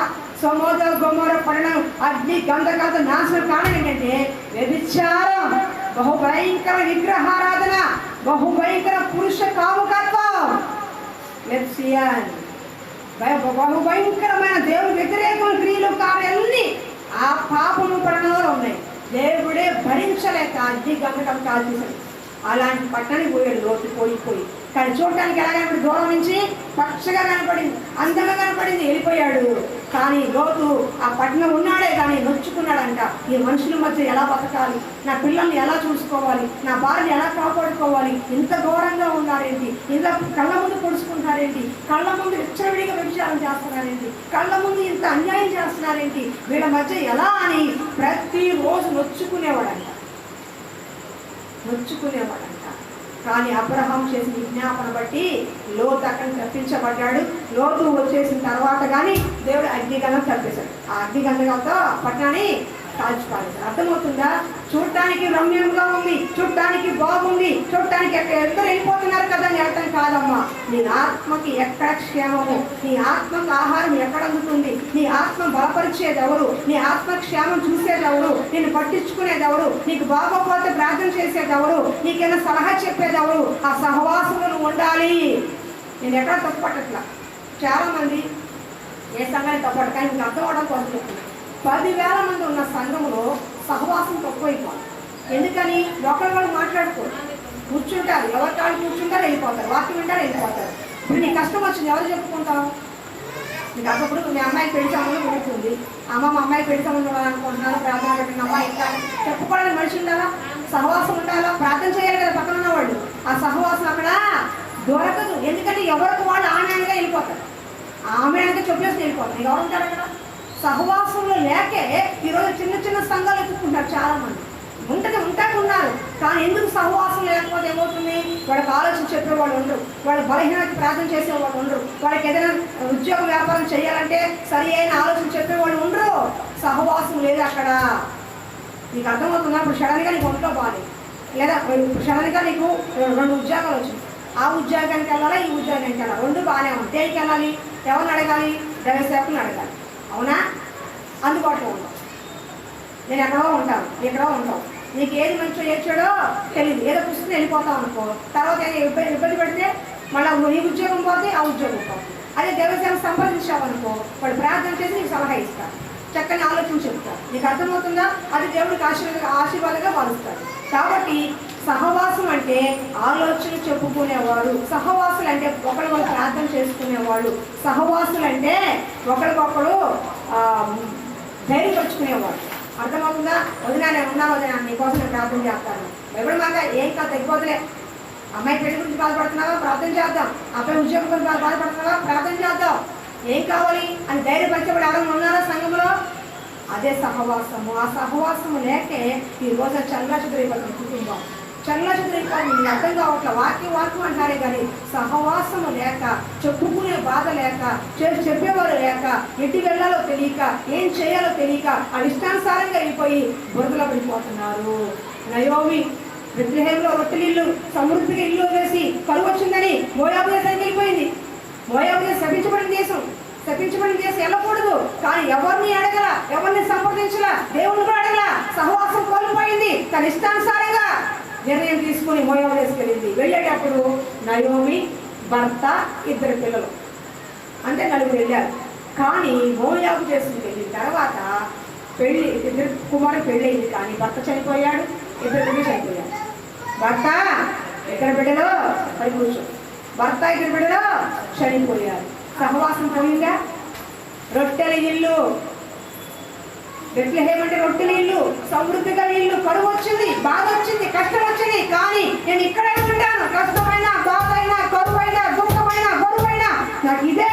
ఈ రోజు కదా రేపైనా నేను బాగుంటా. నేను ఉంటే భర్త పిల్లలు ఉండేవాడు. కానీ మోయాబు దేశం కనబడిపోతున్నారని ఎగేసుకుంటూ వెళ్ళిపోయింది ఆవిడ. కానీ భర్త 2 పిల్లలు కోల్పోయింది, విధవరాలుగా వచ్చింది. వెళ్ళేటప్పుడు కుటుంబంతో వెళ్ళింది, వచ్చేటప్పుడు ఒంటరిగా విధవరాలుగా వచ్చింది, కోడతో వచ్చి. ఎంత బాధకరండి. సహవాసం లేదు, చెప్పేవాళ్ళు లేరు, ఆలోచించేవాళ్ళు. అప్పుడు అంటుంది, నన్ను నయోమి అని పిలవద్దు. నయోమి అంటే మధురం, నయోమి అంటే మధురం పేరు. నన్ను మారా అని, మారా అంటే చేదు. నేను మధురమైన దాన్ని, కానీ చేదుగా వచ్చాను. నా జీవితం చేదైపోయింది, నాకంటే ఏ మనిషి లేదు. నన్ను నయోమి పిలవద్దు, నన్ను మారా అని పిలవండి అంటుంది. ఎవరు చెప్పాడు మారాని? దేవుడు చెప్పాడు. నీకు ఏమని వ్యవసాయం అడిగావా? నీ ఇష్టానికి వెళ్ళిపోయావు. అక్కడ ఏమైంది? 5 ఏళ్ళు బాగానే ఉంది. కానీ భర్త అక్కడ చనిపోయాడు, 2 పిల్లలు చనిపోయారు. గుర్తుపెట్టుకోండి, సహవాసాన్ని విడిస్తే అది నీకు నష్టమే, కష్టమే, బాధే. దేవుడు ఊరినే ఎట్లా తీసుకొచ్చుకోవడం, కష్టమో, నష్టమో, బాధో, కన్నీరో, దుఃఖమో, అవమానం, ఎందరో మాట అనుకున్న మాట పడినా సహవాసంలో ఉండాలి. మిమ్మల్ని పట్టించుకునే వాళ్ళు, మీకోసం ప్రార్థన చేసేవాళ్ళు, కడుపు కట్టుకుని కన్నీటితో మీ కుటుంబాల కోసం ప్రార్థన చేసేవాళ్ళు సహవాసంలో ఉంటే మీరు ఆశీర్వదించబడిన వాళ్ళు అవుతారు. ఎలా పడతారు అక్క? నేను వాటిని వాళ్ళవన్నీ తప్పులు అంటా, వాళ్ళ ద్వారా గొప్ప గొప్ప కార్యాలు జరిగింది. కానీ సహవాసం కోల్పోవటం వల్ల చాలా కుటుంబాలు చిన్నాగమైపోయింది, విడాకులు దాకా వెళ్ళిపోయింది. పిల్లలు పెళ్లి లేకుండా పోయారు. పిల్లలు తల్లిని సంపాదించడం ఇష్టానుసారంగా పెళ్లి చేసుకుని విడాకులు దాకా వెళ్ళి నానా రవస్ చేసుకునే అంత అయిపోయింది. ఎందులో తెలుసా? సహవాసంలో లేకపోతే. అందుకే చెప్తా, ప్రార్థన చేసుకోండి అమ్మా, 2 ముగ్గురు వచ్చి చేసుకోండి, ఆమె కోసం నువ్వు చెయ్యి, నీ కోసం ఆమె చెయ్యి చెప్తున్నాం. ఊరే చెప్పట్లా. సహవాసంలో మీరు పెరగాలి, సహవాసంలో పెరగాలి. 2 కుటుంబాలు చూసాను తెలుసా నేను? ఎన్ని కుటుంబాలు ఒక్కోసారి ఎంత కన్నీరు వస్తుందో. ఎంతో బాగుండే కుటుంబాలు ఈ రోజున భర్తను పోగొట్టుకుని, బిడ్డను పోగొట్టుకుని ఎంత బాధాకరంగా ఉన్నాయంటే సహవాసాన్ని కోల్పోయి. పట్టించుకునే వాళ్ళు ఉంటే మాకు ఎక్కడో బాగుందని వెళ్ళిపోయి ఇష్టానుసారంగా చేసుకుని భర్తని కోల్పోయి, బిడ్డని కోల్పోయి, అస్తవ్యస్తంగా అప్పులు పాలైపోయి, అనారోగ్య పాలనలో రిక్తురాలుగా, నయోమిలాగా రిక్తురాలుగా మిగిలిపోయిన కుటుంబాలు చూస్తున్నాను నేను బయట. మన ఈ మధ్యలో ఒక కుటుంబం వెళ్ళాను, నేను సాక్షిగా చెప్తున్నాను. ముస్లిమ్స్ కుటుంబం నుంచి రక్షించబడిన కుటుంబం, ఒక సంఘంలో సహవాసంలో ఉండేవాళ్ళు. అనుకోకుండా వేరే సంఘానికి వెళ్ళిపోయారు, ఎంత పిలిచినా రాలేదు. కానీ ఆ తర్వాత కాలంలో రక్షణ పొందుకున్నారు. ఆయన చనిపోయాడు, ఆయనకి జబ్బు వచ్చి చనిపోయాడు. ఆయన చనిపోయినప్పుడు ఆయన్ని పెట్టాలి కదా సహజంగా రక్షణ పొందుకునే వ్యక్తి. కానీ ముస్లిమ్స్ ఆచార ప్రకారం తీసుకెళ్ళిపోయారు. ఎందుకంటే వాళ్ళు సత్యంలో నిలబడలేకపోయారు. రక్షణ పొందుకున్నారే కానీ వాళ్ళు నిలబడలేకపోయారు. ఎందుకంటే బంధువుల కోసము, బంధువులు ఆ మత పెద్దలు వాళ్ళ కోసం లొంగిపోయి ఆయన్ని ముస్లిం సాంప్రదాయ ప్రకారం తీసుకెళ్ళారు. ఆ తర్వాత కొంతకాలానికి వాళ్ళ అమ్మాయిని చెప్పొచ్చు అంత చక్కట్లా ఎన్ని డాక్టర్లకి వెళ్తున్నారు, ఎన్ని వేలు ఖర్చుపోతే ఏం తెలియట్లా. కొన్ని అపవాద క్రియలు బట్టి పీడించినాయి. మీరు చెప్తే నమ్మరు. మొన్న ఈ మధ్యన అపార్థం పెళ్ళైన కొత్త 2-3 సంవత్సరాలకు పెళ్ళయింది. మంచి యవనప్రాయం ఉన్నాయి. ఆ అమ్మాయి చెప్పింది, నేను భయపడతా చెప్పట, సహవాసాన్ని విడిస్తే నష్టం మీకే, సహవాసాన్ని విడిస్తే నష్టం మీకే. ఈ రోజు కట్ట రేపని తెలుస్తుంది, కానీ నష్టపోయిన తర్వాత తెచ్చుకునేదానికంటే ఉన్నప్పుడే కాపాడుకోవడం నేర్చుకోండి. అర్థమవుతుందా? ఉన్నప్పుడే కాపాడుకోవడం నేర్చుకోండి. నయోమి సహవాసాన్ని విడిచి భర్తని 2 కుమారులకు కోల్పోయి, లోతు అబ్రహాముని విడిచి సొదొమ గొమొర్రా పాపమైన పట్టణానికి వెళ్ళిపోయి భార్యను ఉప్పు స్తంభంగా చేసుకున్నాడు. అక్కడికి వెళ్ళాక ఏం కోల్పోయాడు? భార్యను కోల్పోయాడు. దేవుడు చెప్పాడు వెనక్కి తిరిగి చూడొద్దు అని చెప్పాడు. లోతు భార్య పిల్లలు చెప్పాడు వెనక్కి తిరిగి చూడొద్దు అన్నాడు. కానీ అగ్ని గంధకాలకు శబ్దాలు వస్తుంటే లోతు భార్య ఒక్కసారిగా ఎట్లా తిరిగింది అట్లా ఉప్పు స్తంభం అయింది. ఈ రోజుకి ఇజ్రాయెల్ దేశంలో ఉప్పు స్తంభం అట్లాగే ఉంది. వర్షాలు వచ్చినాయి, వరదలు వచ్చినాయి, తుఫాన్లు వచ్చినాయి, కానీ ఉప్పు స్తంభం మాత్రం కలగలేదు. ఒక్కసారి ఆలోచించండి, ఉప్పు కలుగుతుందా లేదా? నెలవేస్తుంది, కానీ ఆ స్తంభం నేటి వరకు ఉంది. మీకు డబ్బులు ఇజ్రాయెల్ చూడండి, ఆ స్తంభం కనిపిస్తుంది. సొదొమ గొమొర్రా పట్టణంలో పచ్చ గడ్డి కూడా మొలదని దేవుడు తప్పించాడు. ఇన్ని వేల సంవత్సరాలు బూడిద తప్ప పచ్చ గడ్డి ఇంత కూడా అక్కడక్కడ దరిదాపులు మొదలేదు. దేవుడు బైబిల్లో చెప్పిన ప్రతి సత్యము అక్షరాలు నెరవేర్చబడింది. ఆహా ఊహ అనుకోవడానికి కాదు. అందుకే భక్తి జీవితాన్ని కాపాడుకోండి. ఎలా పడతారో చేసే భక్తి కాదమ్మా. మీ మంచి కోసం, మీ అభివృద్ధి కోసం ఒక మాట అన్నా, చేసినా, మాట అనుకున్నా, నొప్పుకున్నా అది మీ క్షేమం కొరకే, మీరు బాగుండటం కోసే. లేదా మాకేమి చెప్పు, మీరు మంచిగా మాట్లాడినా చేతగా కాదు, కానీ మంచిగానే మాట్లాడాలి. సమయం వచ్చినప్పుడు గడ్డించాలి. నేను బాబుని ఇందా కలిసాను, ఎందుకు రాలేదు? నేను వచ్చి పిలిచాను కదా, తప్పు కదా, వయసు కన్నా మర్యాద వాళ్ళు కదా, ఎందుకు అలా చేస్తాను? ఇంకోసారి చేయవాలి. ఎందుకు? అమ్మాయి మీద కోపంటాయి కదా, బాధ. రెండోసారి అప్పుడు చేయకూడదు అని అర్థమవుతుందా? ఫోన్లో వదిలేశాను అనుకో, అదే కరెక్ట్ అనుకుంటున్నాను. ఎవరు చెప్పాలి, అయితే సహకారం నేను చెప్పాలి. ఎవరు చెప్పతే ఎలా నేర్చుకుంటాము? అవునా కదా? ఎవరో ఒకరు చెప్పాలి. తల్లిదండ్రులు చెప్పలేని విషయాలు, భర్త చెప్పలేని విషయాలు, భార్య చెప్పలేని విషయాలు, స్నేహితులు చెప్పలేని విషయాలు చెప్పేదే బైబిల్ గ్రంథము, అదే సంఘము. మీకు లోకము చెప్పలేంది, మీ భార్య చెప్పలేంది, మీ భర్త చెప్పలేంది, మీ తల్లిని నేర్పించే స్థలమే సంఘము, అదే సహవాసము. అంతే తప్ప మీ అందరి మీద మాకు ద్వేషము ఇదే ఏముండదండి. మీరు బాగుంటే మేము సంతోషపడతాము, మీరు బాధపడితే మేము ఏడుస్తాం. అర్థమవుతుందా? కాబట్టి సహవాసంలో నిలిచి ఉండండి, సహవాసంలో కట్టుకోండి. వీలైనంత వారంలో ఒకసారైనా మీరు కలుసుకొని ప్రార్థన చేసి నేర్చుకోండి. కనీసం ఒక అరగంట సాయంకాలం మధ్యాహ్నం కుదిరినప్పుడే వచ్చి ప్రార్థన చేసుకోండి. అమ్మా మా ఇంట్లో ఎప్పుడు ఉందమ్మా నువ్వు చెయ్యి, అమ్మా మా ఆయనకి రక్షణ లేదమ్మా నువ్వు చెయ్యి, మా అబ్బాయి వెళ్ళిపోయాడమ్మా నువ్వు చెయ్యి. ఇలా సహవాసంలో ఉండి ఒకరికొకరు చేసుకుని చూడండి. నిశ్చయముగా మీ ప్రార్థనా పనులు అవుతారు. సంఘ అభివృద్ధి పొంది మీకు మీరు ప్రేమ పెరుగుతుంది. ఏంటి? ఒకరి పట్ల ఒకరు ప్రేమ కలిగి ఉండాలని చెప్తున్నారు. ఒకరి కోసం ప్రార్థన చేయాలి. దేవుడిచ్చిన ఆజ్ఞ. ఒకరి కొరకు ప్రార్థన చేయాలి, ఒకరి వరకు ప్రేమ కలిగి ఉండాలి, ఒకరికంటే ఒకరు గొప్పగా ఎంచుకోవాలి, ఒకరికంటే ఒకళ్ళు మీ పాపములు ఒప్పుకోవాలి. అమ్మా నీ ఎడమ నేను తప్పు చేశాను, అయితే క్షమించమ్మా అని ఒక ఆయాసం నుండి ఒప్పుకోవాలి. ఇవన్నీ సహవాసంలోనే ఉంటాయి. పురుషులైన స్త్రీలైన అయా మీరు కూడా అవకాశం ఉంటే మీరు మీ తమ్ముడు ప్రార్థన చేసుకోండి. పొద్దున పూట వెళ్తే మందిరం తెలిసి ఉండదు, చక్కగా 5 నిమిషాలు ప్రార్థన చేసుకుని అయ్యా నేను పనికి వెళ్తున్నాం, మా పనులు తోడుగా ఉండని అని చెప్పి ఒక అడుగు వచ్చి ప్రార్థన చేసుకు వెళ్ళిపోదు. నేనున్నా లేకుండా ద్వారం తెలిసి ఉండదు, చక్కగా ప్రేరణ చేసుకుని మీకు ఆశీర్వాదం నేర్చుకోండి. అర్థమవుతుందా? ఈ కొద్ది మాటలు దేవుడు దీవించినగా ఆఖరిగా చెప్తున్నాను.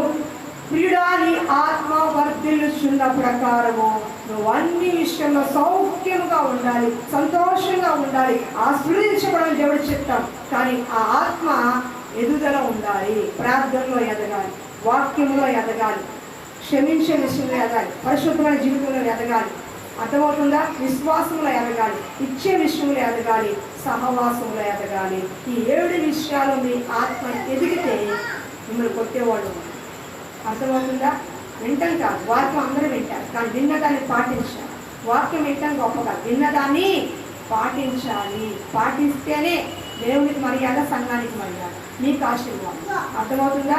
విని వెళ్ళిపోవటం కాదు, పాటించండి. కనీసం 7 మీకు కుదిరిన వరకు కొన్ని నిదానంగా చేయండి. అప్పుడు మీ కుటుంబాల్లో దేవుడు ఆశీర్వదిస్తాడు. అర్థమవుతుందా? ప్రార్థన చేస్తున్నారు. కళ్ళు మూసుకొని ప్రార్థన చేసుకుందాం. నీతో స్నేహం నాకెంతో మేలయా, నీ సహవాసం నాకుంటే చాలయా. నీతో స్నేహం నాకెంతో మేలయా, నీ సహవాసం నాకుంటే చాలయా. నమ్మదగిన నా మనిషి యేసయ్యా, నమ్మదగిన నా మనిషి యేసయ్యా. ఎన్నడగని నన్ను పిలిచినావయ్యా, ఎన్నడగని నన్ను పిలిచినావయ్యా. నీతో స్నేహం నాకెంతో మేలయా, నీ సహవాసం నాకుంటే చాలయా. నమ్మదగిన నా మనిషి యేసయ్యా, నమ్మదగిన నా మనిషి యేసయ్యా. ఎన్నడగని నన్ను పిలిచినావయ్యా, అయ్యా ఎన్నడగని నన్ను పిలిచినావయ్యా. నీతో స్నేహం నాకెంతో మేలయా, నీ సహవాసం నాకుంటే చాలయా. దేవుడితో సహవాసం చేసుకో. దేవుడితో సహవాసం లేకుండా మన అభివృద్ధి పొందలేదు. సంఘంతో సహవాసం లేకుండా అభివృద్ధి పొందలేదు. సేవకులతో సహవాసం లేకుండా అభివృద్ధి పొందలేదు. ఈవిడ ఆత్మవర్తించిన ప్రకారం నువ్వు అన్ని విషయంలో బాగుండాలంటే దేవుడితో సహవాసం చేసే వ్యక్తిగా ఉండాలి. తోటి విశ్వాసంతో ప్రార్థనలో వాక్యంలో సహవాసం చేసే వ్యక్తిగా ఉండాలి. ఇతర మాటల్లో కాదు, ఆత్మీయ సంబంధమైన సహవాసం కలిగి ఉండాలి. సేవకులతో మంచి సంబంధమైన సహవాసం నీకు ఉండాలి. అలా ఉండాలని ప్రార్థన. ఇచ్చే విషయంలో అక్కడ తప్పిపోయావేమో సరి చేసుకో. ఇచ్చే విషయంలో తప్పిపోతే సరి చేసుకో. సహవాసంలో తప్పిపోతే సరి చేసుకో. హల్లెలూయా. ప్రార్థన చేయి. దీనమ్మ ప్రార్థన చేయి. వాక్యం బయట పెట్టు.